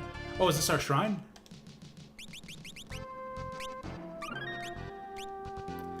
If it is, I completely forget what to do here. Oh. Oh, I remember now. I think, maybe, sort of. So we go to the castle. He lets us into the tower. Then we come back to the castle and it's on fire. Or something like that. Yeah, we get, like, framed for busting up the crystal, I think it is. I don't know. Like I said, I've only played this game twice in, like, as many years, since as many years as it's been out, so... Or that's not true. I've played this game 4 times, but only completed it twice. You are selling the same shit as the other guy.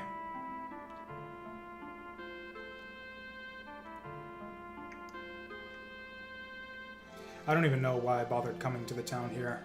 I guess maybe they have better armor. That's literally the only reason to be here. Is this better than what I had before? That's pretty hilarious if it is, because I just wasted all my money in the last town. Okay, not all my money, not even close, but still. Yep, I spent all that money on the copper plates for nothing. Nice. That's actually fine, though, because like I said, I have money to waste right now.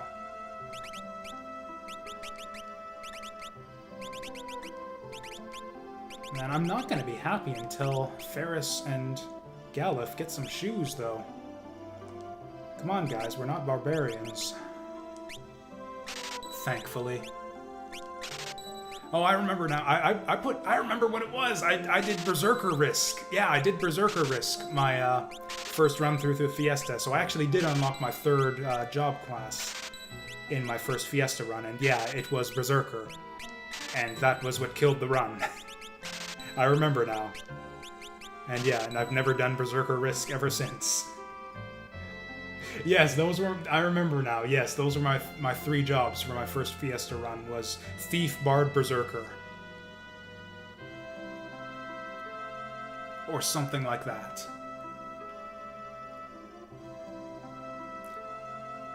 I could have sworn that I remember there being some way to, like, get in the water here and uncover secrets.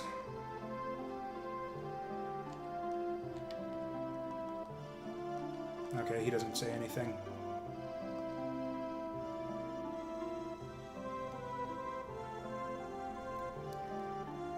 Man, yeah, I am really remembering... Oh, here we go. Stairs.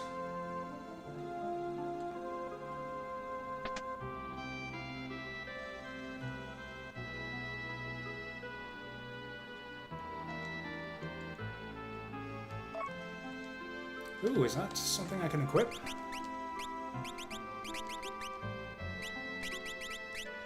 Okay, glasses. That is a step up. Okay, it's fine. So he's got glasses, not shoes, but that's basically the same thing. I mean, he can't equip shoes and glasses at the same time. So, I don't know. Apparently, people are wearing glasses on their feet in the world of FF5. Either that or shoes on their face.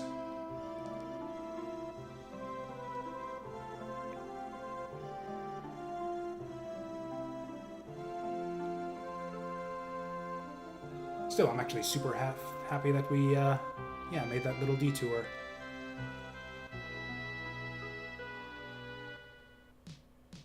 Yeah, I think we get locked up either before or after we go to the tower.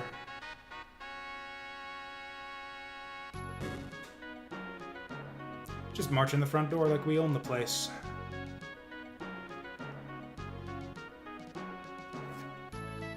Wait, this is the water castle. This isn't the castle that burns down. It's the fire castle. That happens at the next, yeah, the next big crystal event.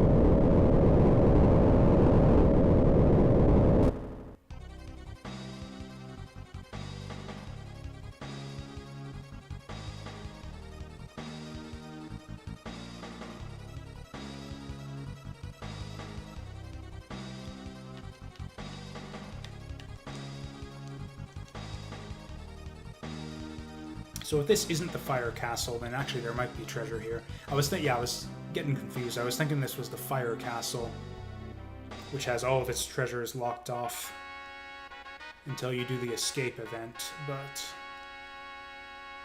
yeah, this place, there might actually be stuff we can pick up.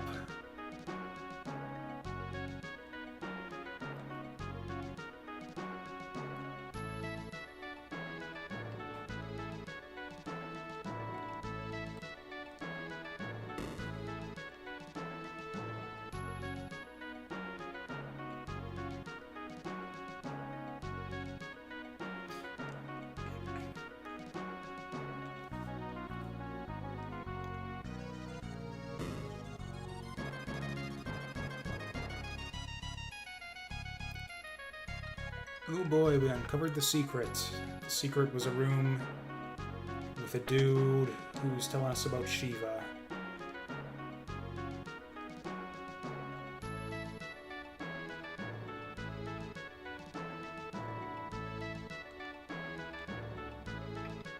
And again, yeah, with the Chaos run, you never know what jobs you're going to roll in the end, so we kind of need to stay on top of, like, yeah, the summons and the dances and all of like, the optional job-specific stuff you can get, just in case we end up with those jobs.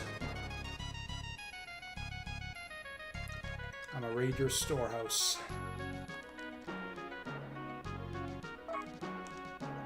Hey, there we go. We didn't have enough money. Haven't I always been complaining this whole time that we don't have enough money? Yeah, 490 gil is exactly what I needed.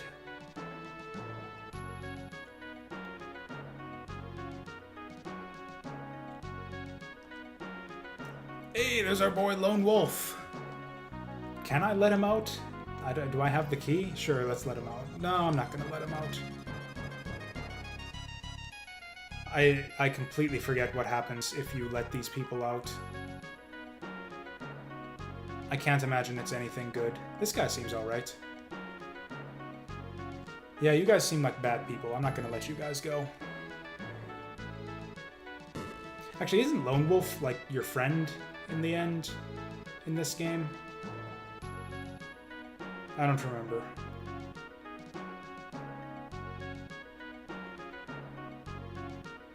Or you know what, I think it's up here. Yeah, it's a little optional area or something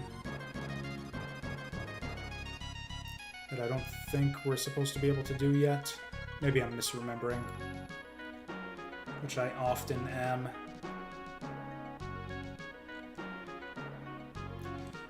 Yeah, maybe I should have picked the version of the game with the run button if I'm gonna just bumble around and waste time like this.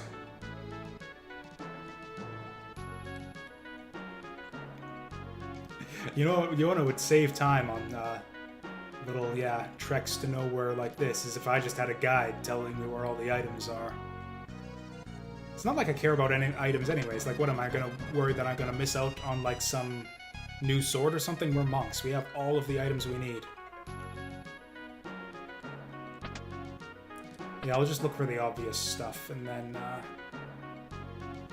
oh, yeah, this shit I remember.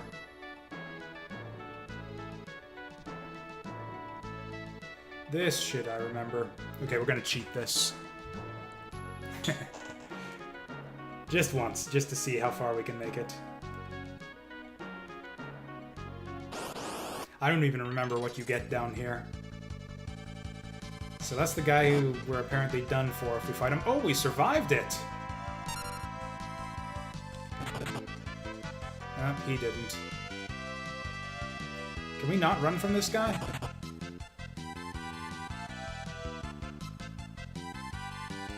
Yeah, this isn't going well.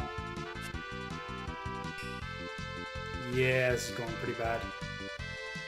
I guess he was literally correct. If we see this guy, we're done for, because we can't even run. Oh, never mind. We made it.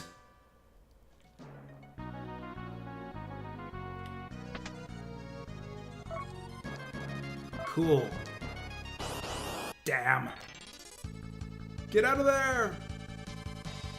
Man, does he always get the back attack? Ah, that's bullshit.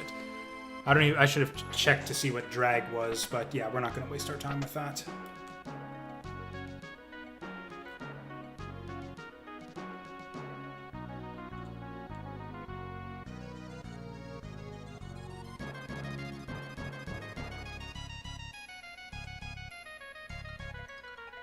Right, it was in here.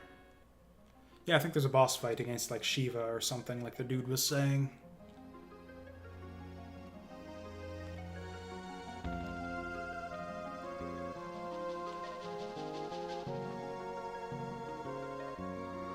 And I think I'm gonna go for it, just for fun.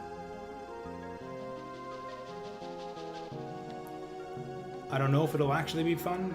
I think it might actually be horrible for us. I guess this will be a good sort of, yeah, litmus test right here. How horrible are the monsters leading up to it. Okay, so it'd go down in 2 hits. That's not too bad. Shit.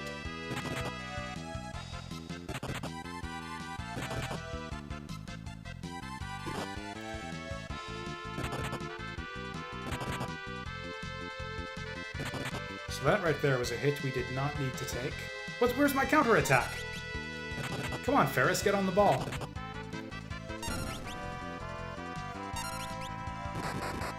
Still warm. Yeah, these guys are kind of pushovers. I think we're going to be fine against the boss. Unless she, like, one-shots us with Ice-Ga or something. Oh yeah, that's the other thing I hate about the advanced versions of Final Fantasy games, is that they use the new naming conventions for spells. The, yeah, Ice, Isa, or whatever it is, and Ice Saga. Or no, it's Blizzard. Blizzard, Blizzara, Blizzaga.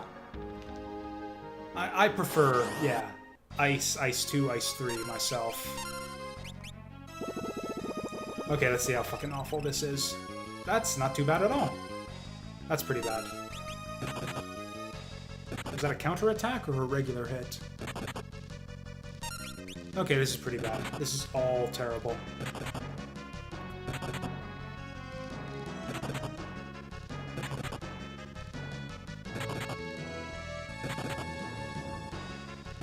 Oh, they're still standing. Yeah. Ooh, yeah. I mean, there's no point healing. Like, we're gonna heal 50 damage and they'll just take it away in 1 hit. Now we're all dead. Oh no, just her.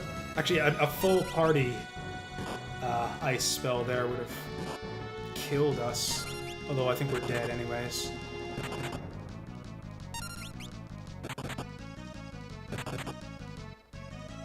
This is one of those games where Phoenix Downs heal you for like 10 health. Yeah, that's the one. Okay, I don't think we're ready to take Shiva. Whatever, I got that save state, so... See, it's for stuff like that I'm willing to use save states, because it just enables you to do silly shit. And like, hey, let's give this a try. It's not like it's gonna cost us half an hour of progress or anything. Yeah, let's just go to the fucking tower.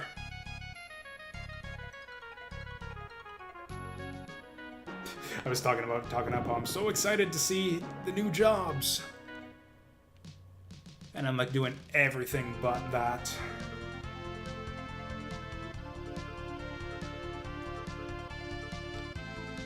Now, do we go to the meteor or do we go to the tower? I think we go to the tower.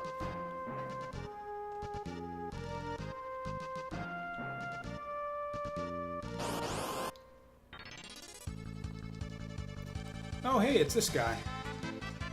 Still a back attack, though, so I don't think we want to bother. Isn't he the boss of the tower that's coming up?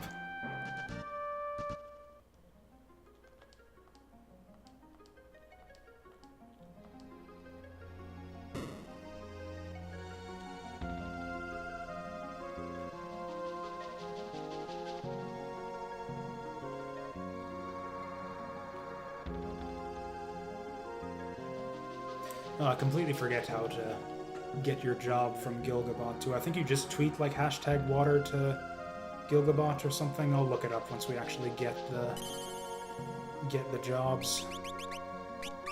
Okay, yeah, enough of this save stating bullshit. We're gonna use real saves. Or actually, I think we can come up from the hole. Yeah, there we go.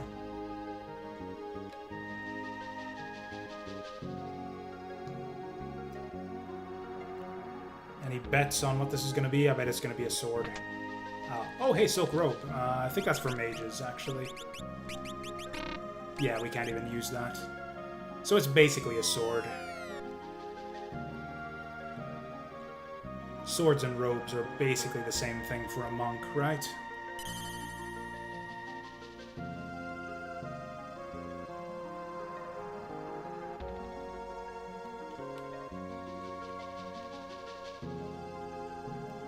This is kind of a boring dungeon.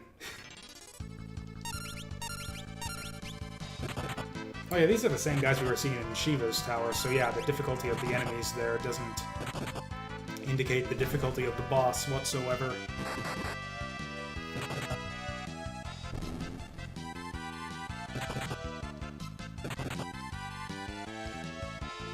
Oh shit, it's still hot. There we go, that's what I like to see. Is she still gonna double hit? Nice. That's actually gross. She's like sticking like the tongue at another frog. Is that like basically just them making out?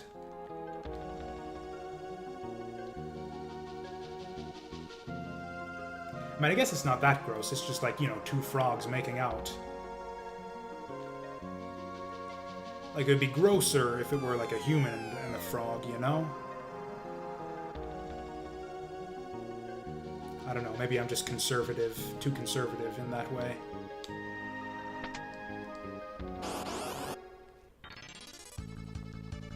Oh shit, the toad actually persists between battles in this game. Did not realize that, and I don't think I have a maiden kiss on me.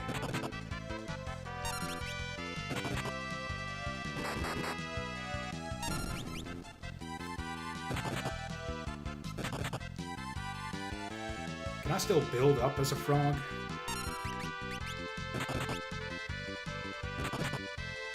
Oh, that was a counterattack. Oh, look at that! She's ready to go! It's like a fucking frog boxer from Cuphead. So we're gonna need to do something about this. Oh, we do have a maiden kiss.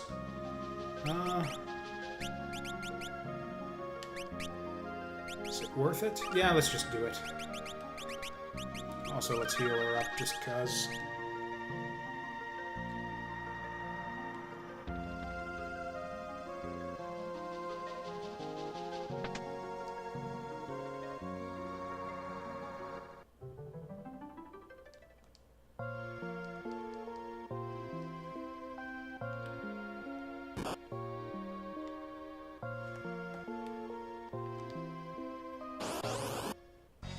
I don't know what the gimmick is with this guy.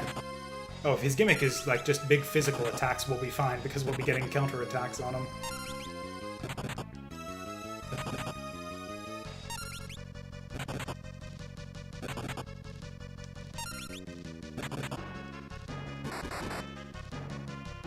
Good stuff, good stuff. Oh dear. Really? No counterattacks on that? Okay, we need to potion this shit. We'll just do it once to make sure she doesn't get killed by the drain, and then other than that, yeah, we'll just leave her to die if she gets smacked again. Like so. Holy shit! What's this guy's deal? Okay, so that's probably Baku dead. Oh, is he counterattacking now? Is that what's going on? Okay, so beyond a certain HP threshold, it looks like he counterattacks.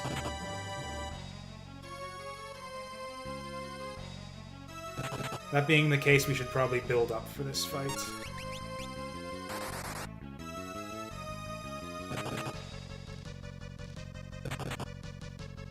Wait, how does that work? What does build up do then? I thought it was like store up power for a bigger hit. Okay, so that was kind of embarrassing. Yeah, it looked to me like if you get him below a certain HP threshold, he starts counterattacking. Which is really awful when you're playing like a heavily physical-based class. So what the hell does build-up do?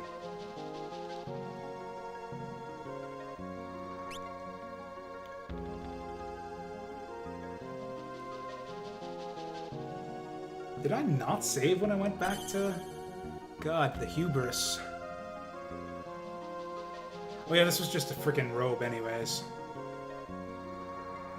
Whatever, we're halfway there. God, why did I not save on the way back here?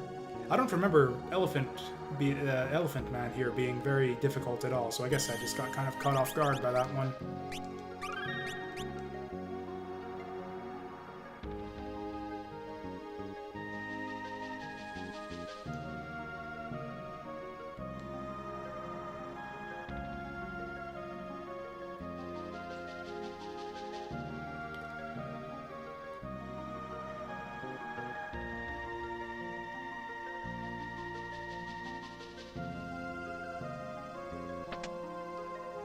Oh, we got that silver ring. Yeah, good enough.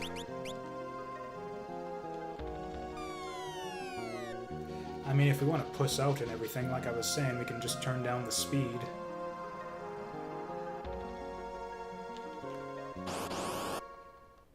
I think we'll just leave it on default, though, as long as we can.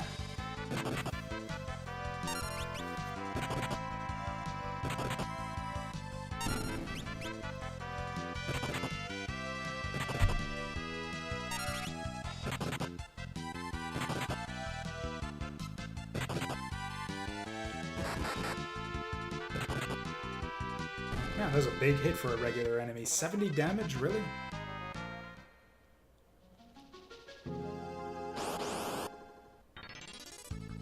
That was literally 2 steps between battles there. Not a fan of that. God, now I gotta potion 2 people.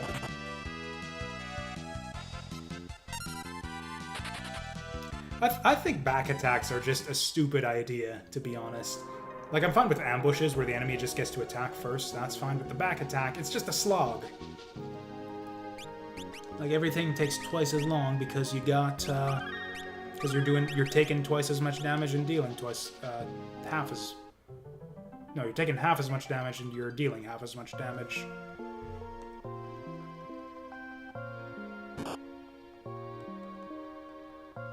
Yeah, this is actually the first boss that really does a good job of showcasing what I was talking about earlier, where the bosses take a fair bit of figuring out in this game a lot of the time.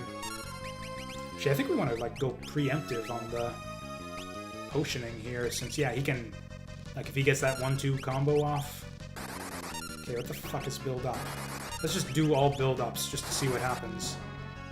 Okay, we're building up.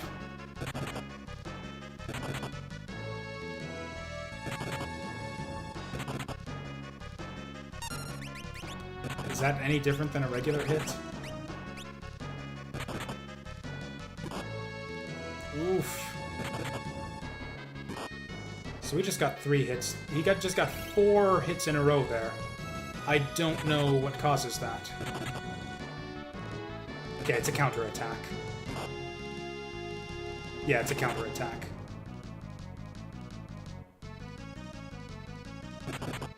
But he still gets to attack regularly. So I don't know what the fuck to do.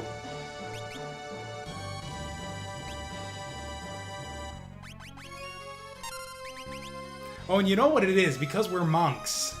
I figured it out. Because we're monks, he's getting 2 counterattacks. We're hitting him twice, so he's counterattacking twice. I think I've got it. Or at least I figured out what the problem is, but I don't know what the fuck to do about it just yet. Maybe we go with the kick? Or you know what, I probably should have just let... Oh, and then we counterattack him. Oh no, our counterattacks... It looks like our counterattacks don't actually trigger his counterattack. What about kicks? Looks like kick will trigger it. Okay, so that's good to know. So I think we just don't attack at all then. Like we just wait for him to hit us and then hope that we trigger enough counterattacks to just sort of kill him without triggering his counterattacks. This is like a little counter war going on here. Oh, by the way, so I got the... I don't know if anyone's actually watching right now. Chat's been fairly quiet other than me and Saturn going back and forth on Steam games. Oh yeah, speaking of which, I was going to check this out after that last failure. Oh yeah, JRPGs. I don't know, I keep thinking, hey, I'd like to get back into JRPGs on stream. This is crazy. It's like, looks like an RPG Maker game, like on the map, but then you get into battle and it's like all 3D graphics and shit. Don't know if I'm a fan of that, but yeah. Like I said, I'm kind of not so much into the JRPGs anymore. Like, I'll play the classics that I grew up with, because I got the nostalgia going for those, but I really don't play new JRPGs, other than Final Fantasy games, because, I don't know, brand-based nostalgia, that's an awful reason to play a video game. But there it is. Oops. Anyway, so yeah, I've got the... if anyone new is hanging out there, I've got the warning down below. First rule is no backseating, no spoilers. I actually don't mind all of that in this game, just because there's like so much going on in FF6, just like the little like mechanical details that I'm really not familiar with. And like the 4-job Fiesta runs are often like a test of those types of mechanical details. Like there's often some sort of trick you need to discover with the boss AI or with your skills or something in order to get past a lot of the challenges in this game. And so for that reason, just because... Basically, I like learning stuff about this game. So for this one game, I actually don't mind backseating and spoilers. If anyone knows what to do to like get past a particular boss with a particular set of classes, then I'm totally fine with that. Although, hopefully I'm right about this Garula thing, because otherwise I have no idea how we're going to get past this. This seems like the worst possible job we could have for this fight right here.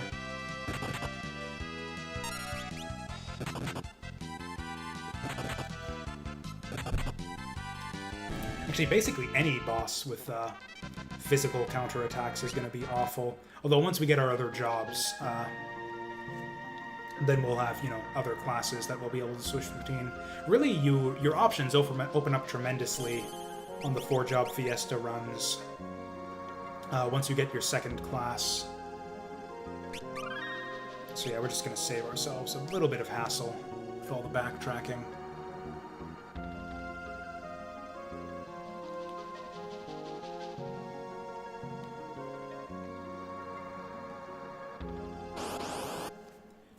But yeah, like right now we're stuck with nothing but 4 monks. But, you know, once we get our second job, then we can choose, like, maybe we want 3 of one class and 1 of the other, or we want to go 2 and 2. Or actually, I can't remember the specific stipulations of the 4-job Fiesta when it comes to, like, how many of each class you need before you get all 4. Like, once you get all 4 jobs, you've got to have all 4 in use at all times. So yeah, you need to be using all 4 of your jobs once you get all 4 of your jobs. I think the rule up until then is at least 1 of each job, so you get a few flex slots up until that point.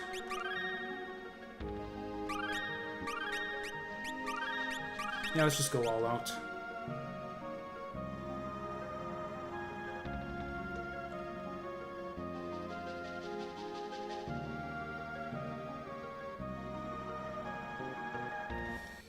Okay, let's try this shit again.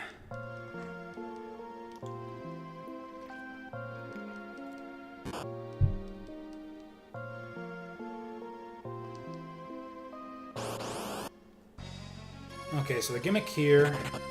Let's try this. Oh, and I wasted a bunch of potions, too. So yeah, the strategy now is going to be just don't attack him at all. Just potion when he hits us, and hopefully we'll just counterattack him to death, because as far as I can tell, he won't counter us if we counterattack him. We'll see if that holds true.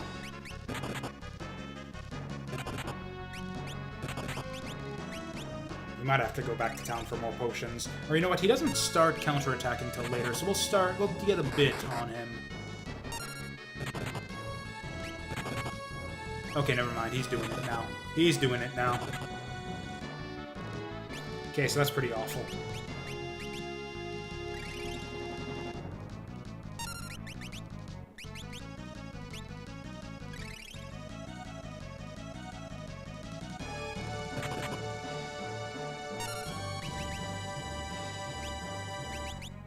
Yeah, we should have brought more potions. Maybe we'll be alright.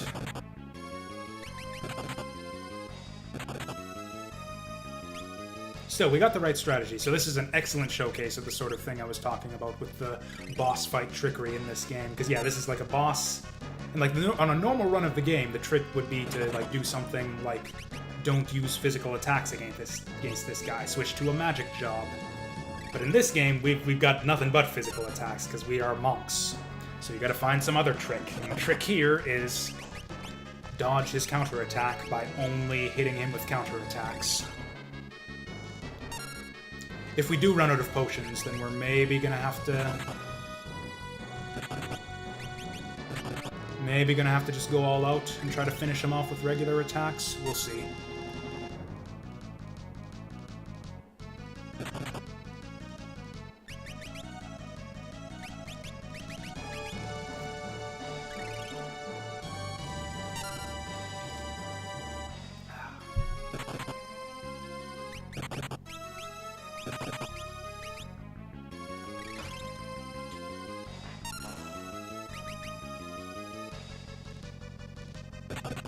Jesus. Just loves him some Lena right now. Looks like build-up does hardly any extra damage. Just like, what, 60 damage for a regular hit and 90 for a build-up? That hardly seems worth it. I think this is our last potion. We're just gonna go all out after this.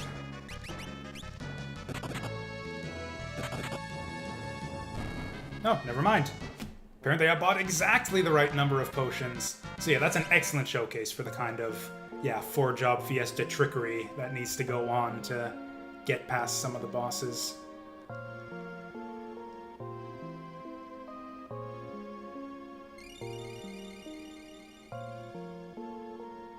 It's almost like they designed it like specifically for the purposes of the 4-job Fiesta. Like, why doesn't the monk counterattack trigger Galura's counterattack? If not just for the reason to make this boss fight possible in a 4-job Fiesta run. I wonder to what degree, yeah, the developers of this game like kind of knew what they had with this 4-job system. Like during playtests, did they do single class runs of this game where they didn't change jobs or anything? Did they actually kind of design? Because that's basically the thing. If you do like a bunch of 4-job Fiesta runs, you eventually find that, like, yeah, just about every class, or if you do other challenges, like a single class challenge or whatever for the whole game, that's another challenge you can do. Rather than the 4-job Fiesta where you beat the game with 4 specific jobs, you can do runs where you beat the game with 1 specific job. And it seems that, as far as I've read from people who've done that type of stuff, every job has some kind of out to sort of, yeah, get them through every situation, every specific situation that the game throws at you. It's almost like they designed it that way. Because, yeah, there's some, like, really specific stuff with the way the mechanics work. And, like, there's things you need to do with some of these jobs to get past some of these bosses. Okay, so how does this work?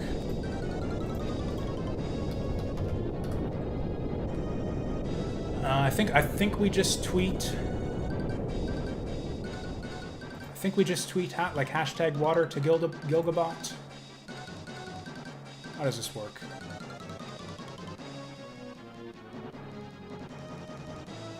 Probably should have. Okay, here we go. Hashtag water. Okay, here we go. Gilgabot, hashtag water. What do we got here? Oh yeah, there's just a button. Oh my! Jasu Bakuhatsu can now use the Earth Job Chemist. Don't glitch X-Death. So that's an Earth Job, so we won't get to use that till way later in the game. So we are stuck on, because yeah, we're on the water jobs right now, so we are stuck on Monk for the foreseeable future right now. Okay. So here's one thing. I was actually considering doing a Chaos run on the previous Fiesta that I did, but I didn't, like I was saying earlier, I didn't like the idea of being stuck with Freelancer for a really long time. I learned this year, which is part of the reason I decided to do Chaos, but I learned this year that apparently the game, like they basically it predetermines what 4 jobs you're going to get, and it specifically gives you a wind job if you get a wind job. So you don't end up with shenanigans where it's like you don't get your wind job until your 4th job or something like that. Like if there is a wind job in the pool of 4 jobs that you get for the Fiesta, they will give it to you first. They will make sure that you don't get stuck with Freelancer until like the Earth Crystal or something. Oh, the second sad death right here. And he goes back out to sea. So sad.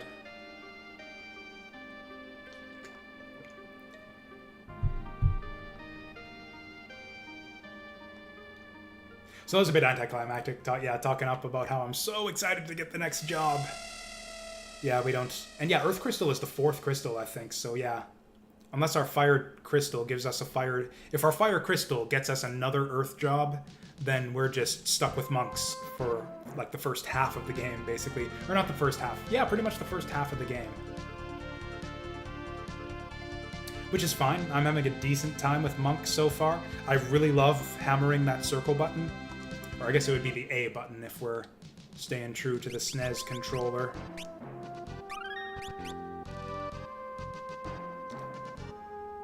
So what do we do now? Yeah, I don't think I give a shit about Shiva. We're just gonna... If we gotta talk to someone here, we'll do it. Otherwise, we're just moving on. Okay, looks like the king fricked off, so...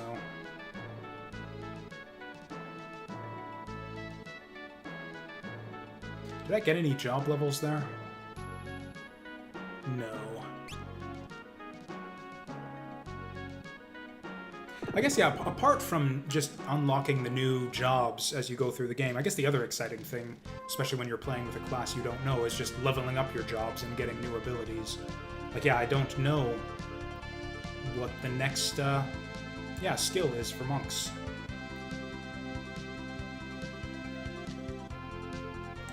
Is there anywhere else we can even get with the dragon right now? Maybe let's check out that meteor. Maybe it just randomly opened up for no reason. Oh, hey, what do you know? I should maybe tent in case there's a boss fight that I forgot about. I should probably tent anyways. We got tents to spare. And money to spare for the next little while. We still have no items. Or, like, nothing to spend our money on. Nobody needs equipment. Still.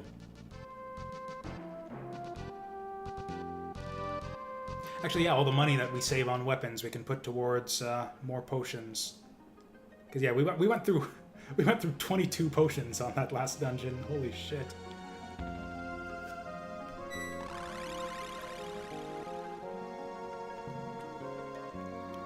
I don't know, maybe he's just dead. That looked to me like he just like exploded into like a shatter of light specks. Like, why would you assume that somebody survived that? That they're just getting vaporized. Why would you jump in after someone like that? This is some fucking, like, Tomb of Horrors... Yeah, Tomb of Horrors shit, where they just, like, crawl through that sphere of annihilation or whatever. I'm actually not a D&D guy. The only reason I know Tomb of Horrors is from Brick Road streams. Or Tomb of Annihilation? No, Tomb of Horrors. I always get those confused. So it's Tomb of Horrors and Tomb of Annihilation was a new campaign. Yeah, the Orb and whatever.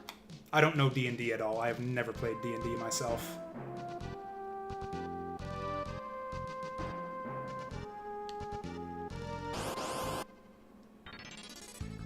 But yeah, maybe to explain that reference then, for those of you who don't. So like, there's an infamous D&D module called Tomb of Horrors. Basically one of the first things you encounter in Tomb of Horrors after you enter the tomb itself is this basically this gargoyle face with this gaping maw that's just big enough for you to crawl inside. So you have that option. In fact, I think the adventure specifically instructs the dungeon master to say that it is big enough to crawl inside. I could be wrong about that, or maybe it says something like it's about shoulder width or something like that. And it turns out with the gargoyle head it's got like a sphere of annihilation in its mouth, which basically just obliterates anything it touches. So if you try to crawl inside that thing, you're dead. But you don't get any feedback as far as that. All the feedback you get from the DM is just like, okay, so-and-so crawls into the gargoyle head, and they disappear into the darkness. What do the rest of you guys want to do? Well, I guess we'll follow them. Cool. You're all fucking dead now. There's an article, actually, online that's written about how Tomb of Horrors is like the worst D&D dungeon ever devised, going on about all the bullshit that's in it, and guy's really angry at Tomb of Horrors, really, really angry. He just has not gotten over it. It's a divisive module for sure. I don't play D&D. The only reason I know about it at all is from Brick Road, and then I did my own reading on it.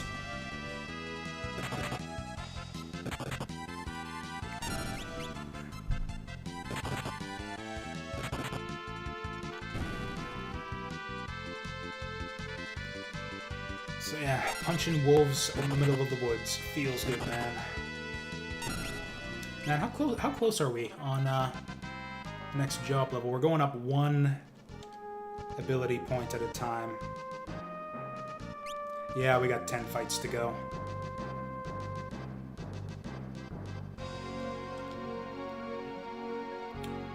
There is nothing up there, so I guess we're going south.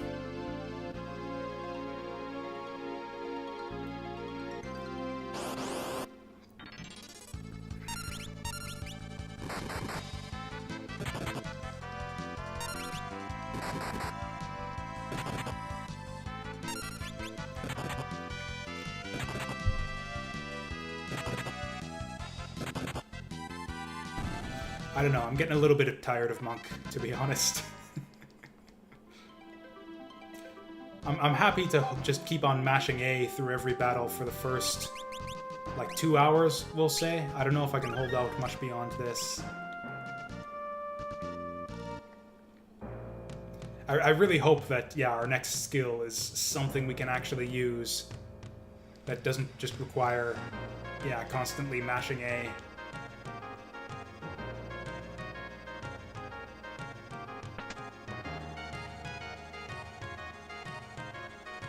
Or, I'm not stupid, right? Okay, let me rephrase that. I am stupid, but we don't have access to chemist yet, right? That's just not a thing.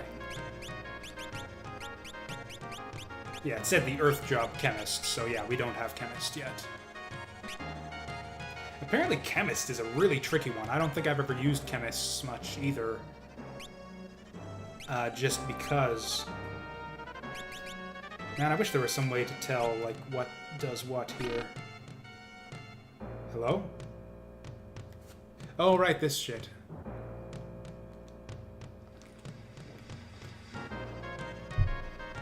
Yeah, this is where we get captured and taken to the fire castle.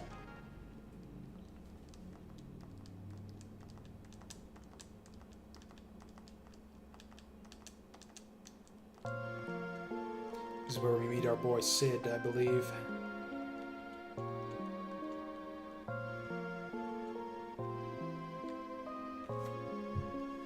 think we just hang out here until he decides to chat us up.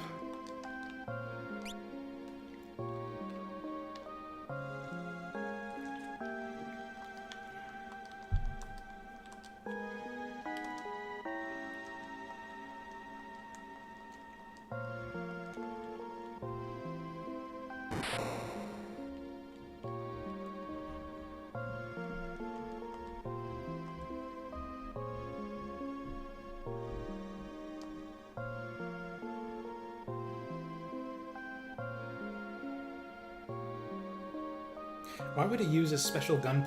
They laugh at him. It's like, why would you laugh in this situation? It's like, hey, his problem is your problem too.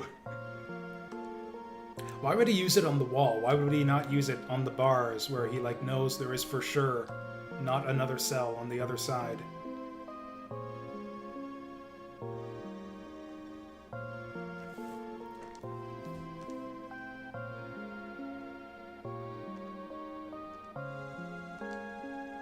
This game is just full of plot holes.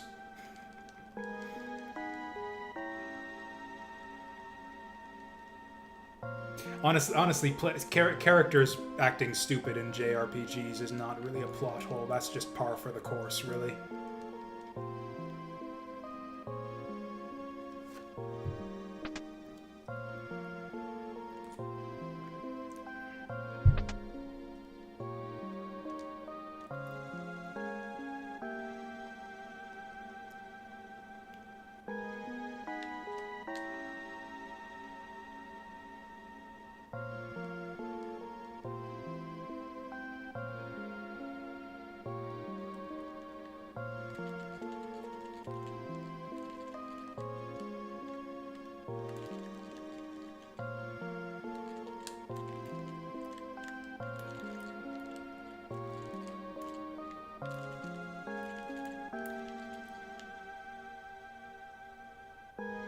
You know what I didn't do that I should have done is, yeah, stock up on potions while I was in town.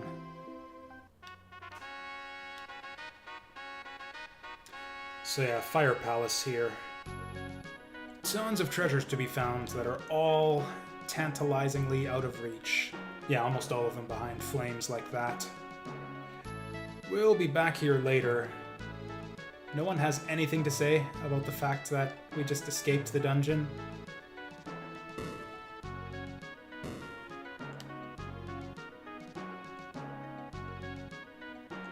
Or maybe I would just misunderstand what happened there. Maybe we were like officially released or something. I'm not reading the text like at all here, so...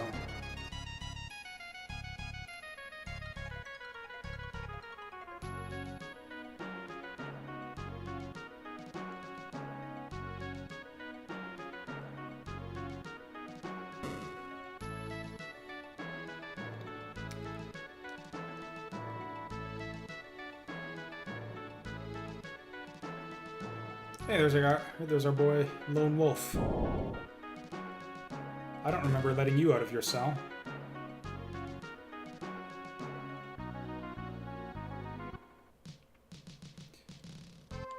Okay. Potions. Oh, and also, yeah, we were gonna buy some armor.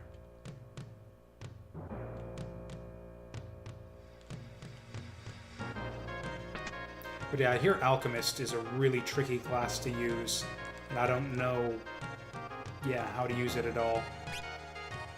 So yeah, that'll be fun when the time comes. Yeah, 20 was like just barely enough last time, so we're gonna go to 30. Also, how are we for tents? Yeah, might as well.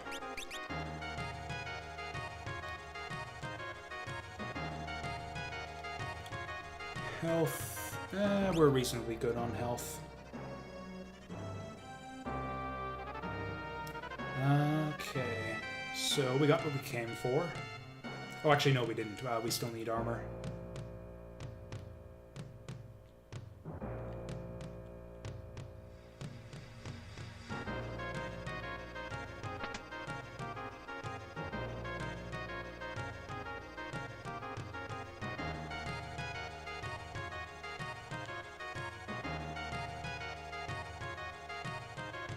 Okay, let's see how good we got at piano now.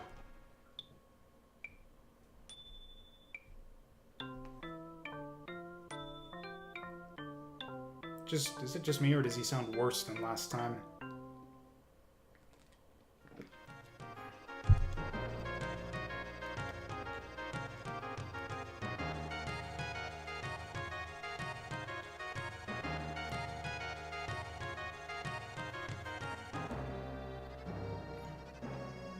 Right, so I know that the Chaos run is specifically coded to give you your wind job at the wind crystal if you have one. I don't know if it does that for the other jobs as well. Like, yeah, I don't know if the fact that we got an earth job for the water crystal means that like we're getting 3 other earth job or 2 other earth jobs after this, or if they just come out, or if it's just that the jobs come out of order sometimes after that first one. It's kind of disappointing if that is the way it works. I would prefer to just, yeah, be able to use, like, be able to switch jobs a little bit sooner, you know? Okay, plumed hat is definitely an upgrade. Silver, I am less confident about. And silver ring as well. So we'll try those on. Okay, so plumed is just a straight upgrade. Silver reduces our strength. But it gives us 2 defense, so that's probably fine. Oh yeah, and leather boots to silver. Ooh, that's another... Ooh, the magic defense, too. I don't know what equip weight does. I think it affects your speed. But whatever, we'll just take it.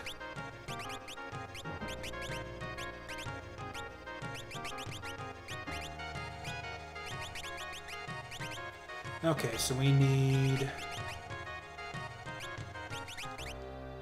Yeah, we'll say 2 silver rings. Wait, she's got silver too? I must have picked up a silver armor somewhere and just never noticed. Okay, so we need 2 silver armors and 2 silver rings, I think. Actually, I could, yeah, totally just see how many I need. Yeah, just on the shop screen here. Look at this, like, yeah, actual spending of a bunch of money on items and equipment in an RPG.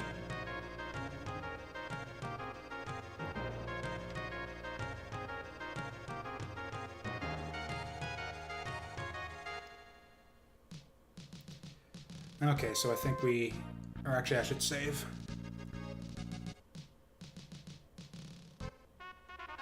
I just spaz out on the D-pad sometimes, don't mind it. Just roll with it. How are things looking and sounding right now? We're still alright? Looks like we're still alright.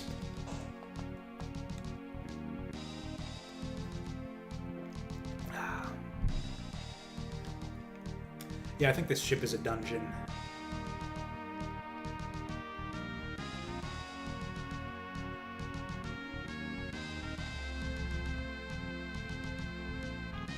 Oh yeah, I think this is like the fire thing. Yeah, like the fire tornado. I think that's the next boss we gotta fight.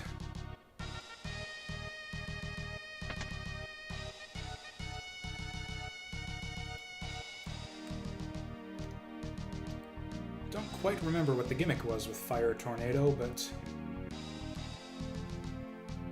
hopefully Monk's got a way to deal with it.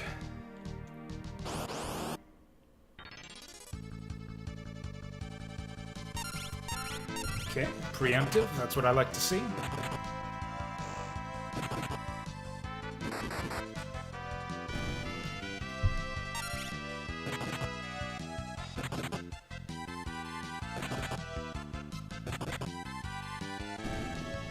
Cool, that was a nice clean fight.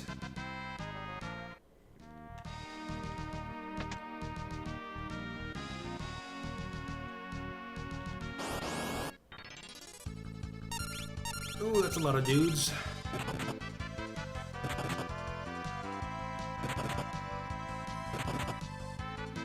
I bet you I'm like just short of being able to one-shot them.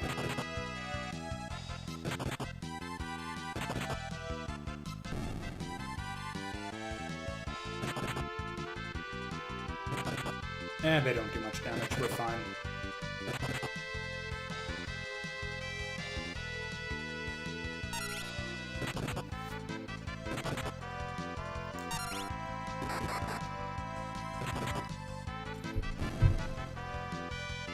Also, yeah, you don't actually have to mash A. You can just hold it in this game. What game was it where I was annoyed, where it won't let you hold A to attack? It was Chrono Trigger. Yeah. Technically, you can just hold A to just automatically attack in Chrono Trigger, but there's a bit of a delay. It doesn't happen, like, instantly the way it does in this game, so it's slightly more optimal to mash A so that the attack comes out a bit faster, which always annoyed me.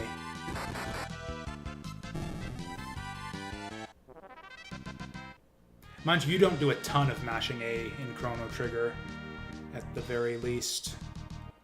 Yeah, spells tend to be really helpful in that game, especially towards the end.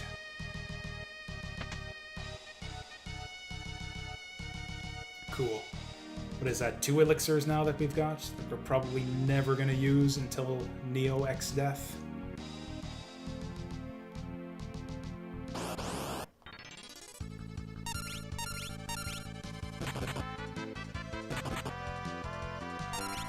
Actually, this game is actually, yeah, something of an oddity in that it actually has a final boss that is actually the hardest boss in the game. Like, this game has 2 optional super bosses. And I guess strictly in terms of, like, health and the damage they deal and stuff, they're maybe tougher than X Death. But, like, I don't know. There's tricks you can do to get around them, where there's not a lot of trickery that you can do to, like, cheat your way through the Neo X Death fight. You've kind of just got to fight him straight up.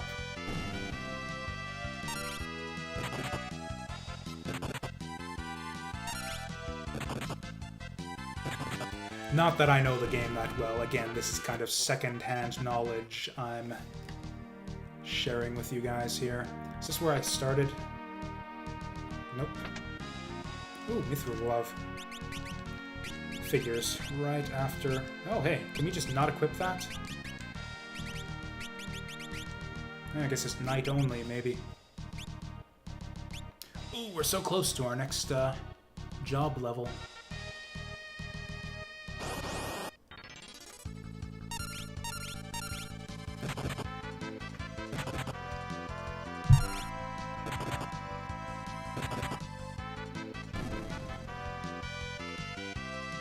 Oh shit.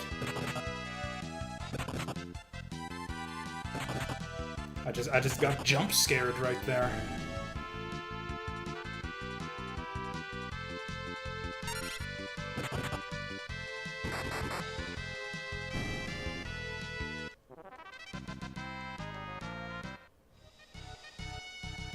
I think this is the one door we haven't been through yet.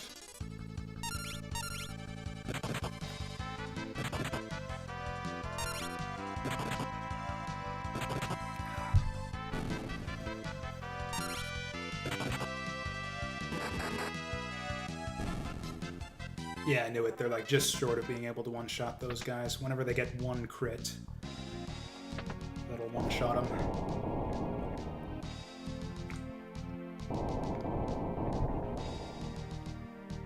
Yeah, I can't wait to get that job level up. I don't know what it gets us. Don't know Monk at all still. It's gotta be better than this build-up, because, man, is this doing nothing for us. So is this gonna drop like 6 robots on us when we kill these defeaters? Oh, don't hit the one in the back. Ah, you jackass.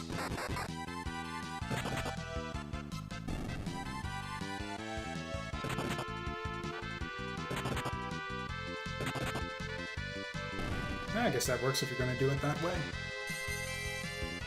Oh no! My one weakness. I think we have to leave. I think we've just been defeated. Yeah. Yeah, this is not good. I mean, if they can do that, we pretty much have to leave the dungeon. Okay, hopefully Mantra is like clear status effects or something.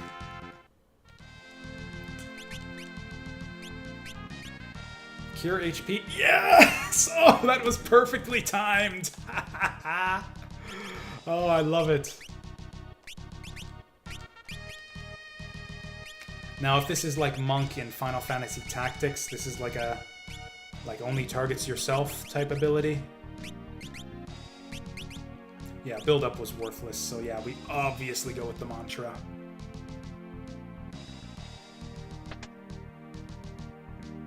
Oh, that's just amazing how that worked for us. I was literally prepared to go back to town and stock up on eye drops. Or do we even have any? I mean, we can cure darkness on command now, so if we have any... Yeah, we don't have any eye drops. I was gonna have to go back to town to unblind myself.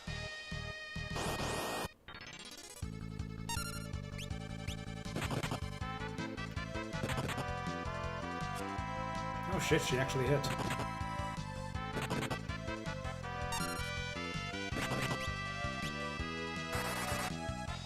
Oh, that's a good heal, too.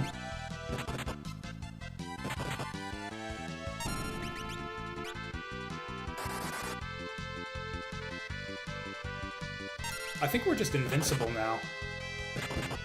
I think we've just, like, blown the monk wide open. Because, yeah, our one weakness was that we've got no heat. We're healing, like, 50 HP at a time by potions. So we basically had, like, no combat healing capability. If a boss can deal more than 50 damage to us, we've basically just got to rush him down before he can finish us off. No longer. We are lean, mean healing machines now. In addition to being, yeah, lean, mean beating machines.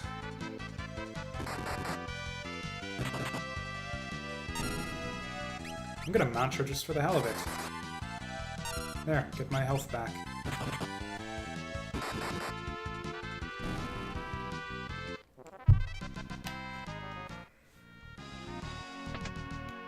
So, what was it? The two... Like, it only heals darkness and, like, one other status? That's, like... I guess it's, yeah, perfectly tailored for the monk, because the monk it relies on physical attacks, so of course you... Like, blind is really, really bad for monks. Makes perfect sense that they'd have something to heal it off.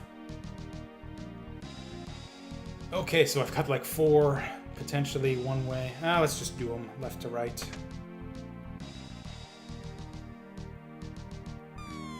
That's a hole. Well, okay, we didn't really put ourselves out too hard on that one, did we?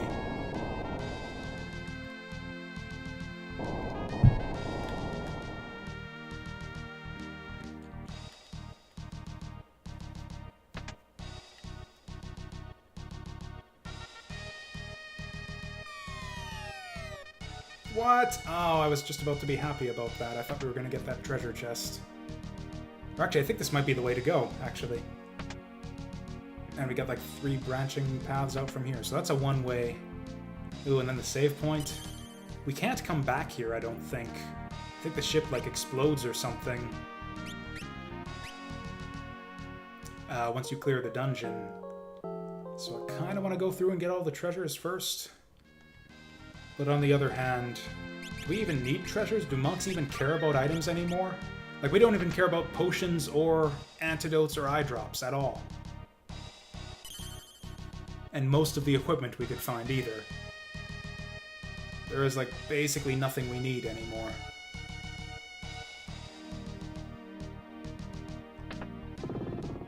Okay. Ooh, a full moon. That is probably a weapon I can't use. Nope.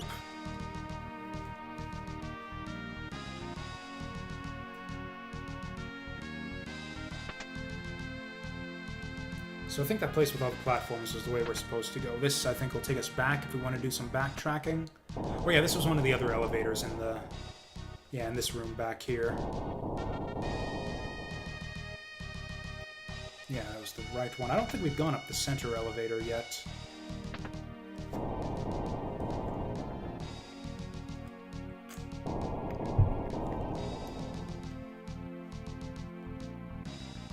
Oh, foiled again.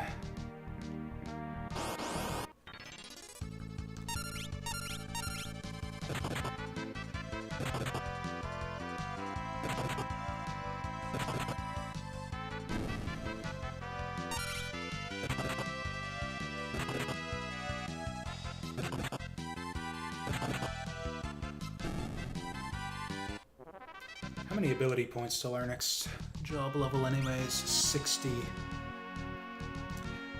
Yeah, we're probably gonna get our next set of jobs before that happens. Oh, cool, we just go in a little circle here. Green beret, we can actually use that. Holy shit.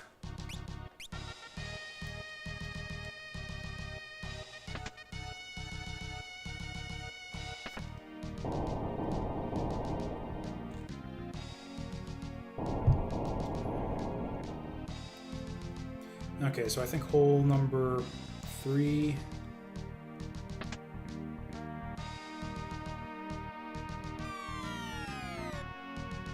Oh, that's okay. Fair enough.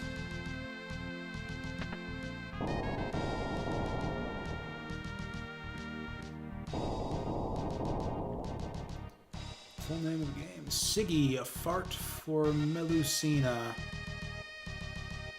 Sounds like... I don't know, sounds like the kind of thing you'd be into, honestly. I have no idea. Okay, we went through a lot of trouble for this. Oh, it's a thief glove. I think that's literally useless unless you have a thief job. So, there we go. Is this the right way, or is this where we would have come from? It's been so long since we've been this way, I completely forget whether we came through the tube or went up through the tube.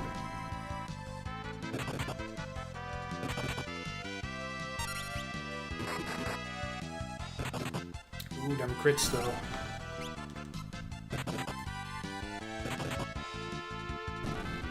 Okay, it's another one of these. Fair enough.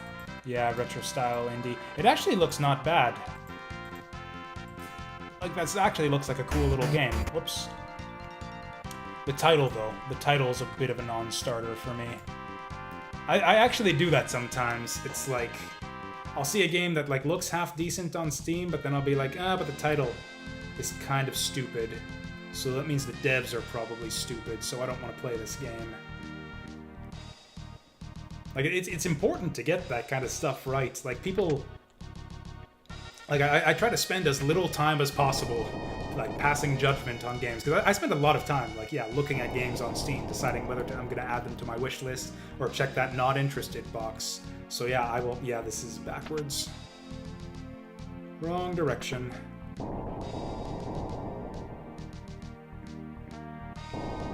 But yeah, so I'm looking to disqualify games, like, as quickly as possible.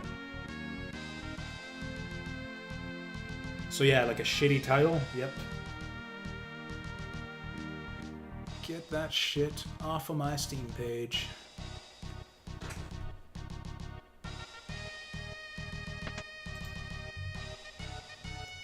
Cluckle's Adventure. I believe I've got this on my wish list already. This looks pretty good.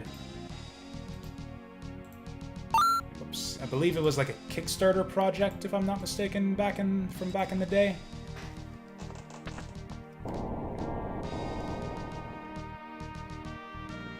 Man, there's so many freaking retro indie games on Steam. It's kind of insane. They're so cheap too. I guess that's the good thing, is that they're so freaking cheap. They're like almost literally a dime a dozen.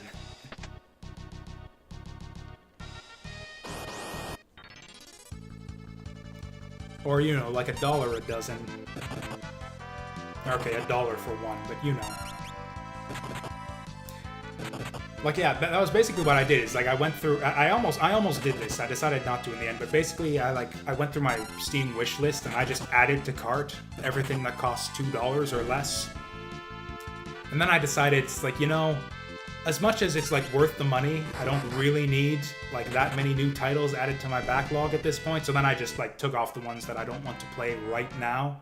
Because that's basically what I'm thinking, is I'm gonna play through the ones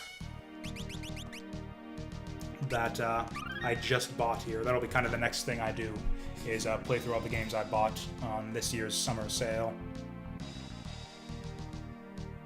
Forsaken Castle. I generally don't wishlist things that are coming soon. I wait for release. But this looks really cool. I'll wishlist it. Sure. Yeah, I've actually configured my Steam options so that it doesn't show me upcoming games, only released games. So yeah, I generally don't see that stuff. I do check the new releases fairly regularly though, so there's not that much that gets by me. I need to take a little bathroom break here, so I'll be back in a couple minutes.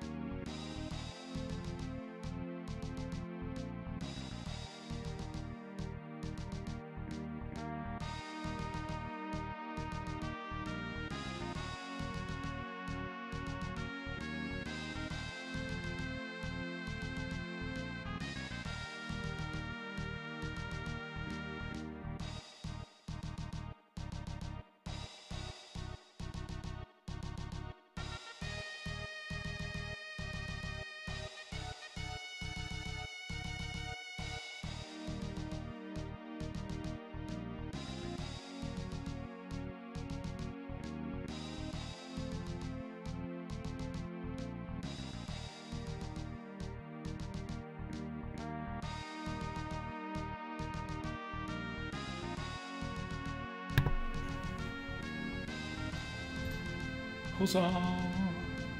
Huzzah! Alright, and I think we're good to go again. Nope, not quite. Oh, now I've lost chat. Okay, I found chat.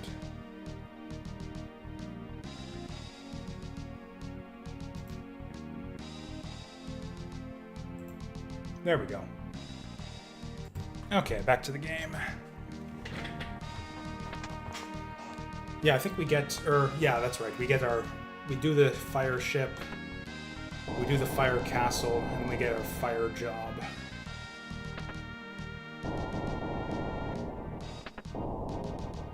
Okay, that works. Oh yeah, we're stuck. There we go.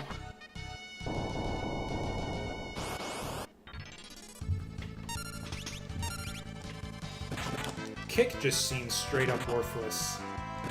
Or I don't know, maybe it does. Okay, so we're doing 200 damage to enemies with a punch. And Kick is doing about 100 damage per enemy. Oh, okay, if Kick dealt full damage to back row enemies, it would be worthwhile.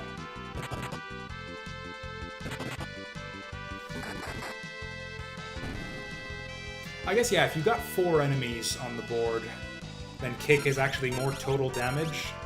The problem is that you won't kill anything with it, and that's what you want to do, is you want to kill them before they attack you. Actually, maybe that's the trick. Maybe I've been doing this wrong the whole time. Because like I said, we're just barely not killing the enemies, so like we do 1 kick to soften them up, and then each of the other 3 kills them in 1 shot. Because yeah, the first guy's not killing anyone anyways. Okay.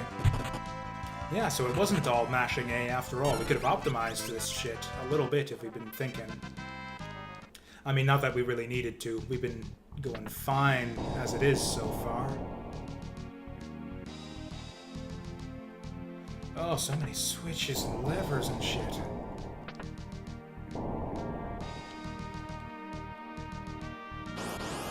I think that one on the bottom is just the one to take you back. Okay, let's try this. So I think that counterattack, we actually just, yeah, kill them all in 1 go now. Oh, not quite. Okay, so yeah, 1 kick isn't quite enough to put those defeaters over the top.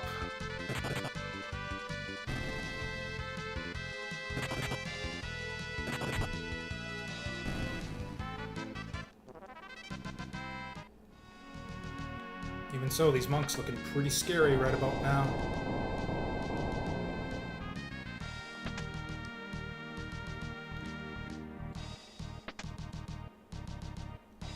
Yep, this fire tornado is gonna need some serious bullshit.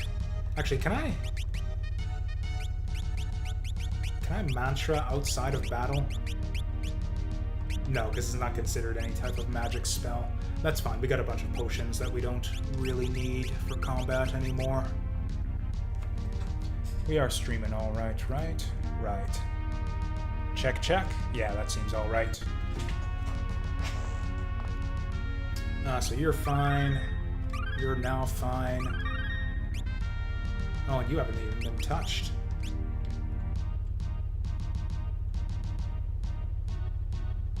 Or is this the fire tornado? I don't remember you. Oh yeah, she'll turn into the fire tornado, just you watch.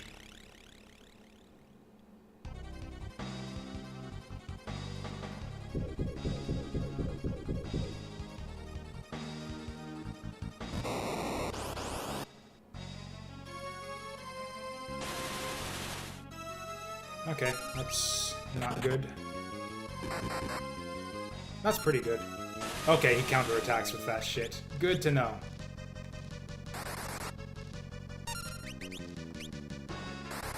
Actually, we should be saving the mantras for when he's in his Flame Man form.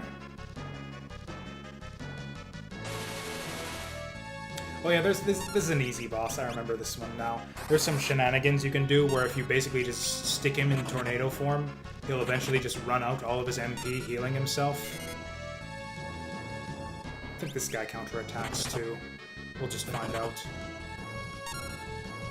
Yeah, I think that was a counterattack. Oh, and what a counterattack! That's fine, he can mantra himself. So I guess Flame Tornado is the one to go ham on.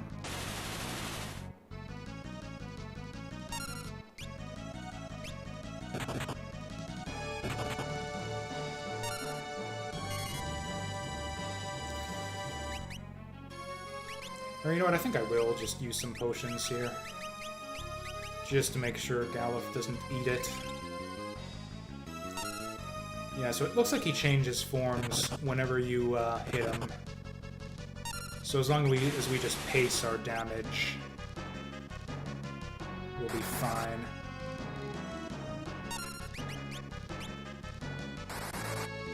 Yeah, just don't hit him too frequently. And mantra up once you get low. Oh dear. Okay, maybe get him out of this bullshit hand phase. That kind of sucked.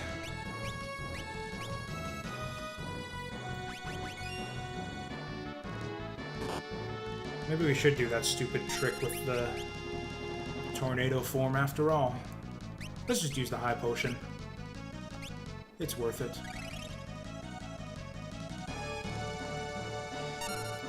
Okay, so we went... Ugh.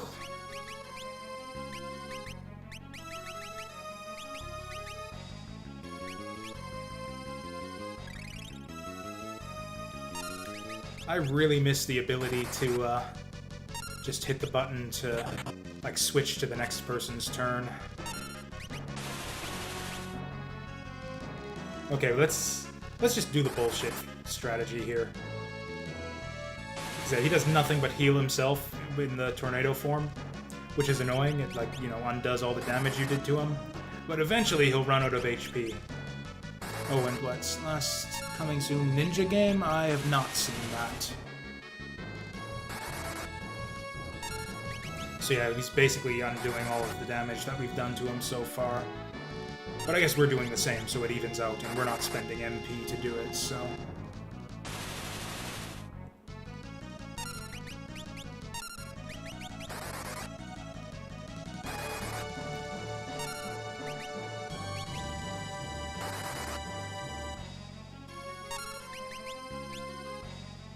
Ah, there we go. Yeah, so now he can't do shit. Or I think maybe, like, one of his flame attacks he can do without MP, but even then, we basically got this fight won. And this is kind of like a natural thing that you'll come across in the course of the game, too. It's like, oh, he won't hit me when he's in tornado form, so we'll just keep him there while we heal ourselves. Yeah, flame will still get ya.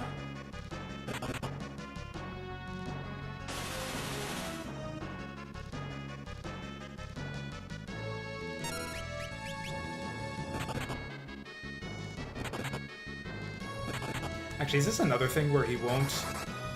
Okay, so we could just do it this way, too. Although he does paralyze people in this form, so that's not great. But yeah, he won't counterattack your counterattacks, so we can do this shenanigans again for this one. Might actually be the way to go here. Yeah, I shouldn't have risked it. Let's just keep mantraing. He seems to prefer the physical attacks, so let's just heal up. Okay, this was a bad move. I regret this decision. But now we gotta kind of wait here till they wake up. I'm actually fine with that. Let's just move on.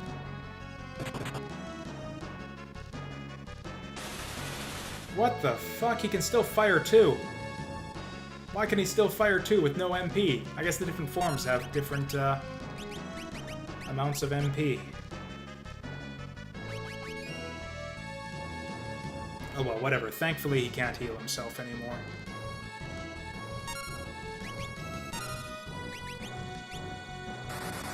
Yeah, I guess you can always just defend if you don't want your character to have a turn quite yet.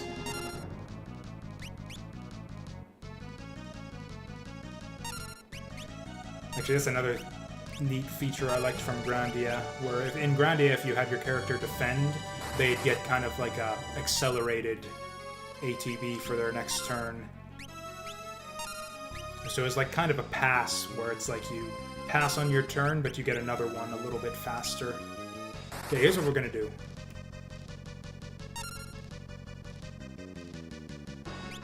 So he cycles through 3 forms, so 1... That sucked. 2... Yeah, we're just gonna cycle him through the 3 forms. Oh, good, now he's out of MP. Oh, you know what? Yeah, because it's his fire tornado one costs more MP than his hand spell. So now he's out of MP. For real. Yeah, so now he's just fucked. As long as we can keep him out of Flame Man form, we're perfectly fine. Yeah, so we're gonna wait for everyone's ATB to fill up, and then we're... I guess that's the thing you want to do, is just in case he goes into Flame Man form, yeah, you want to have someone on standby so that you can hit him right after. Looks like wow, he's out of MP and he doesn't want to do Flame Man anymore. Okay, so we're going to wait till the ATB bars fill up, and then we're going to get him.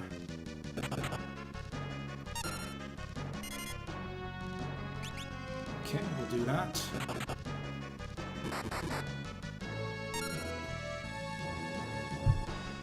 Okay, then we're just gonna switch him out of that shit right away. Unless he just dies. Yeah. Nice! Go in there, Lena. Holy shit, the double crits. Okay, so that was a little bit trickier than I remembered. That really is a hard boss fight if you don't, like, do the trick to run him out of MP. It almost seems, yeah, like the natural thing. Like, your natural inclination is, oh shit, I'm low on health. Let's keep him in Flame Tornado so that he won't hit us, and then he'll just naturally run himself out of MP while you heal yourself. That's like how that's how that fight goes even your first time through the game. Sometimes. Yeah, she'll be fine. Let's just leave her in this burning ship that's about to explode. Or no, it's the castle that explodes, that's right. The ship will be fine after this.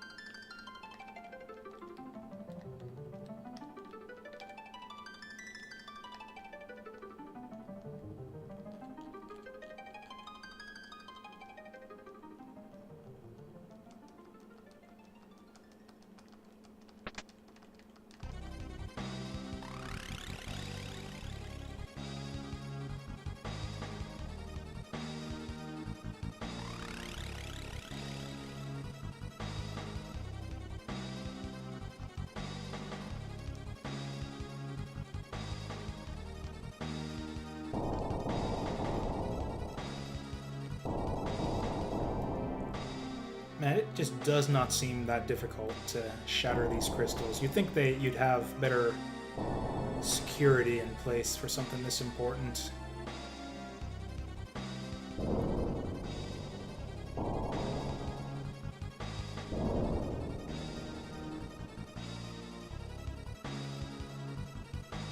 Also, where the hell does that door lead?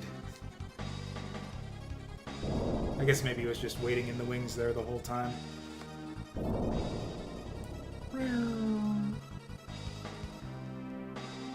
Yeah, so we don't get our flame jobs just yet. The crystal's gonna shatter, but we got one more dungeon to go through here. I actually don't remember if we even get a save point before this next. Yeah, this is brutal.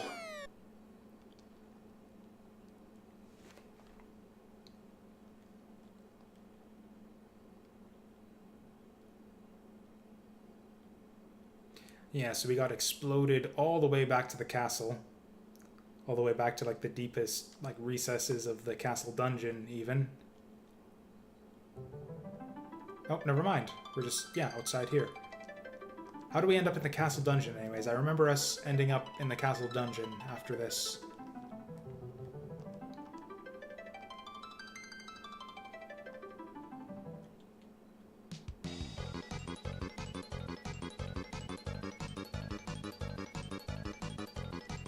Oh no, we only got 10 minutes to get out of here. And to grab all the treasure. I believe it saves your time, your remaining time after the save as well, so you could end up screwing yourself there. But yeah, thankfully all the flames are gone that were blocking our treasure chests, so... Yeah, depending on how greedy you want to be with this shit. Of course, the answer is always maximally greedy. Almost all of the boxes are monsters in a box, too.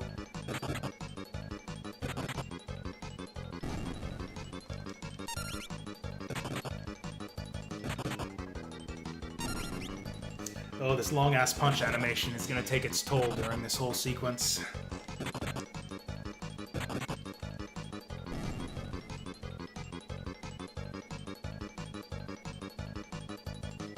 Why couldn't this be just like the regular walking speed for the whole game, honestly?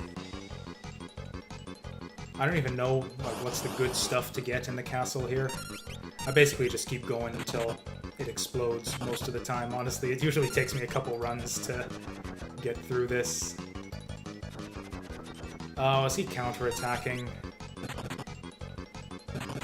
You piece of shit. Oh, this is really bad. So not only do we have to sit through the long-ass punch animation, but we gotta sit through arrow as well. Yep. Kill him, please. There we go. That's like not even worth my time to take that guy out. Ooh, that ribbon though. Okay, that was kind of worth it. I ain't got time for you jokers. Okay, fuck. They're not running. This is probably faster to do it this way. Come on, Lena! Get it. Get your shit together.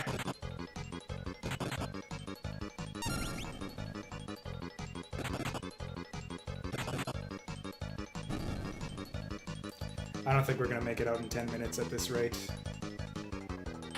Hooray! Oh man, the enemies in this area are worth so much, so many ability points too. Oh, come the fuck on! He came out of the box! How did he attack me from behind? Okay, this is gonna be a long fight, so it is worth our while to switch row.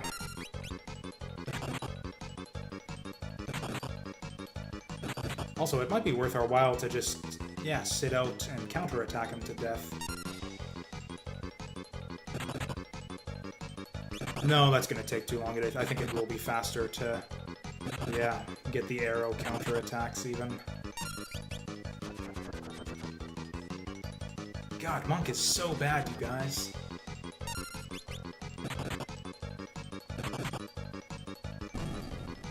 Oh wow, that was super fast for some reason.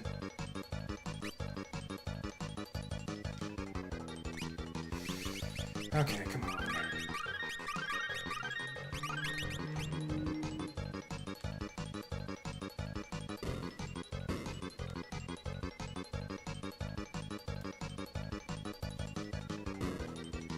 I don't even care if I get all the treasure at this point. Because yeah, this is a pretty brutal sequence. With like all the shit you, like, yeah, you basically lose 10 minutes of progress if you fuck this up, so. Also, you get time wasting shit like this.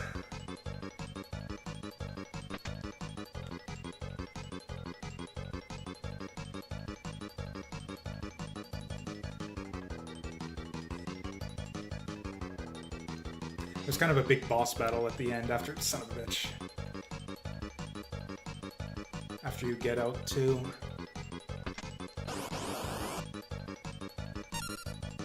Oh, son of a bitch, come on.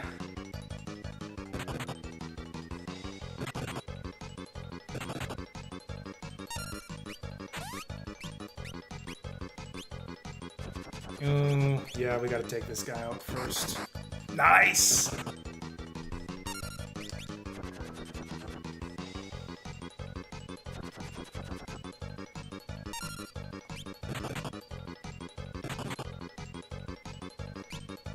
It'll still take one more.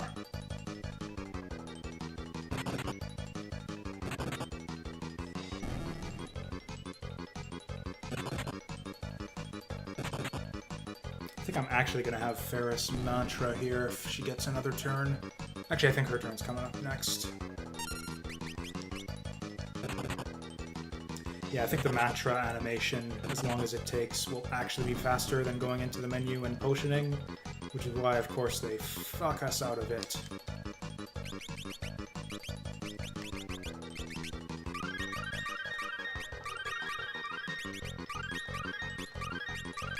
Probably didn't need to do all that, but hey.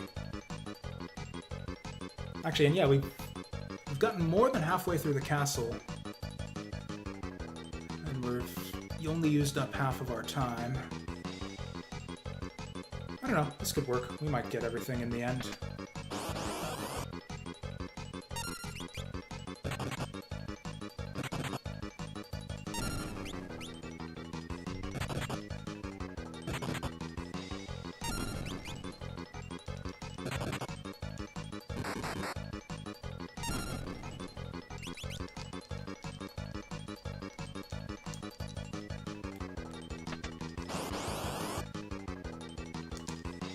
Ooh, this sucks. This sucks real bad.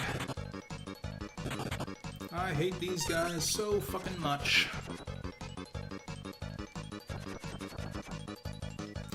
I think I gotta get out of here. I don't think I have time to go up the other tower. Need more of these crits. Where are my crits?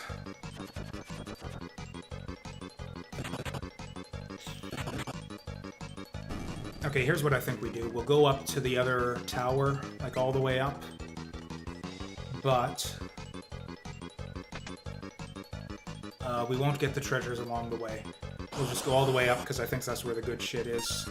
Get out, get out, run, run, run, run, run. Run, run, run. Run, you motherfuckers.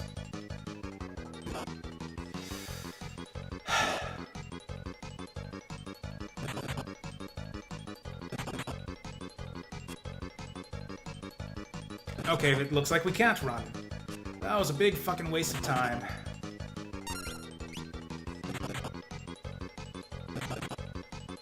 I don't think we're gonna make it out of here, even with our current strategy to bypass the rest of the treasure chests. It's just not gonna happen.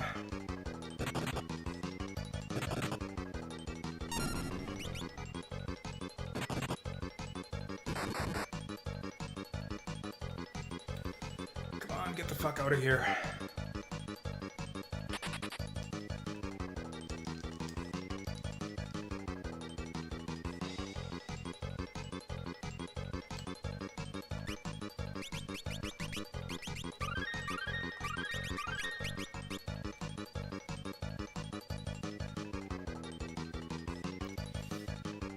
Okay, so yeah, the plan here is to go down and get whatever's in here, and then get the fuck out of here.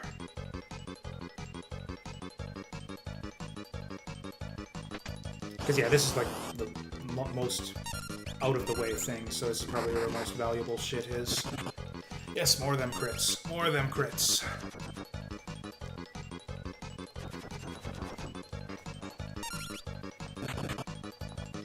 So I'm gonna have like 1 minute left by the time I get to the exit here. Which is probably not enough for the boss. Kill him. Okay.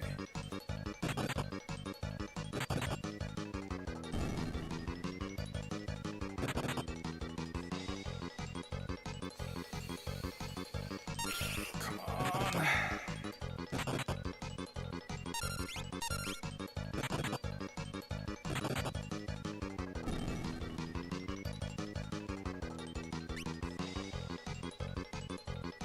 Guardian. I think that's a sword. I think we just blew ourselves up for a sword. I'm out of potions now too, so we're stuck with the health we have for the upcoming boss. Yeah, I'm not even going for these chests on the side here.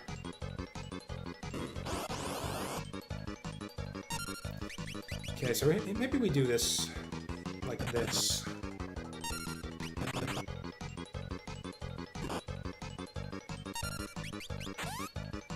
Yeah, that'll hit the sergeant in the back, and he's gonna transform once we take out the dogs. Okay, I should have done kick, kick, punch, I guess. Yeah, now he's gonna transform, and then we're fucked. It is possible to kill him, actually, before he transforms. We might have just done it. If he crits here, we might do it. Nice! Yeah, he transforms into, like, this Deathclaw-looking thing with tons of health. We can actually go back and maybe go for some greedy shit here. Oh, these are easy guys, too. We can maybe even go for the other chest. This is some greedy fucking shit. I don't even think there's anything good in these treasure chests. Man, that was super lucky that we took that guy out before he transformed. So that was like 20 seconds on that chest. Heal, that is worthless. Oh god, this is so fucking stupid. If this is one of these Atlas guys, I think we actually die. Okay, I think we're fine. I think we're fine. Lena! Come on, this is the moment of crisis, Lena! What the fuck are you doing? That's actually a big thing, because that means we gotta wait for an ATB bar to fill up before we can kill this guy. Okay, Gallopin with the crits, picking up Lena's slack. I think I remember this, right? Like, there's not a real boss fight after that? Guy with the dogs? Yes, we made it out. I think that's exactly... I think we got that, like, exactly right. I don't think we could have afforded to pick up a single extra chest there. Yeah, that was basically as good as we could have hoped for on the castle run. And now we got our fire job. Okay.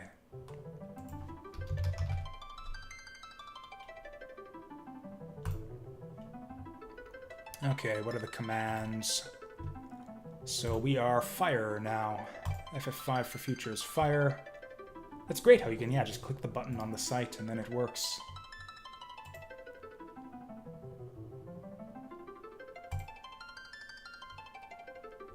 I am not seeing a fire job. Maybe it'll take a minute. Or maybe Gilgabot's watching me and knows that I haven't actually picked up my fire jobs yet.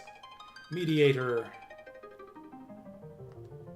Geomancer. It doesn't matter, because these aren't necessarily the jobs that we'll get. Actually, the fire, if that seems like kind of a piddling number of jobs that we got there, the fire jobs are kind of split in two, so we'll get, I think, two more fire jobs, I think, after we clear the library up ahead. Where's my fire job? Or whatever my equivalent of fire job. Oh, I did not know that this was a thing. It says I got chemist again. I did not realize that Chaos let you double up on jobs.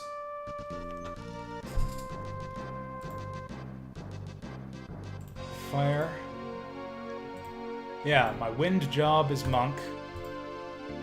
My water job is chemist. And my fire job is chemist. Okay. So we're still stuck with monk for the foreseeable future. Okay, this... I'd say this just got interesting, but it really hasn't. It's gonna stay dull for another good long while. And then it'll get interesting, because I have no idea... If I had no idea how to play monk, it turns out that monk is pretty easy to learn. It's just like, if you can do this... If you can just mimic this action that I've got my monk strategy guide in chat right there. That's how Jasu Bakuhatsu's guide for how to play monk. Chemist, though, is actually going to be interesting. I have no idea how to play chemist, and I actually know that chemist is reasonably complicated.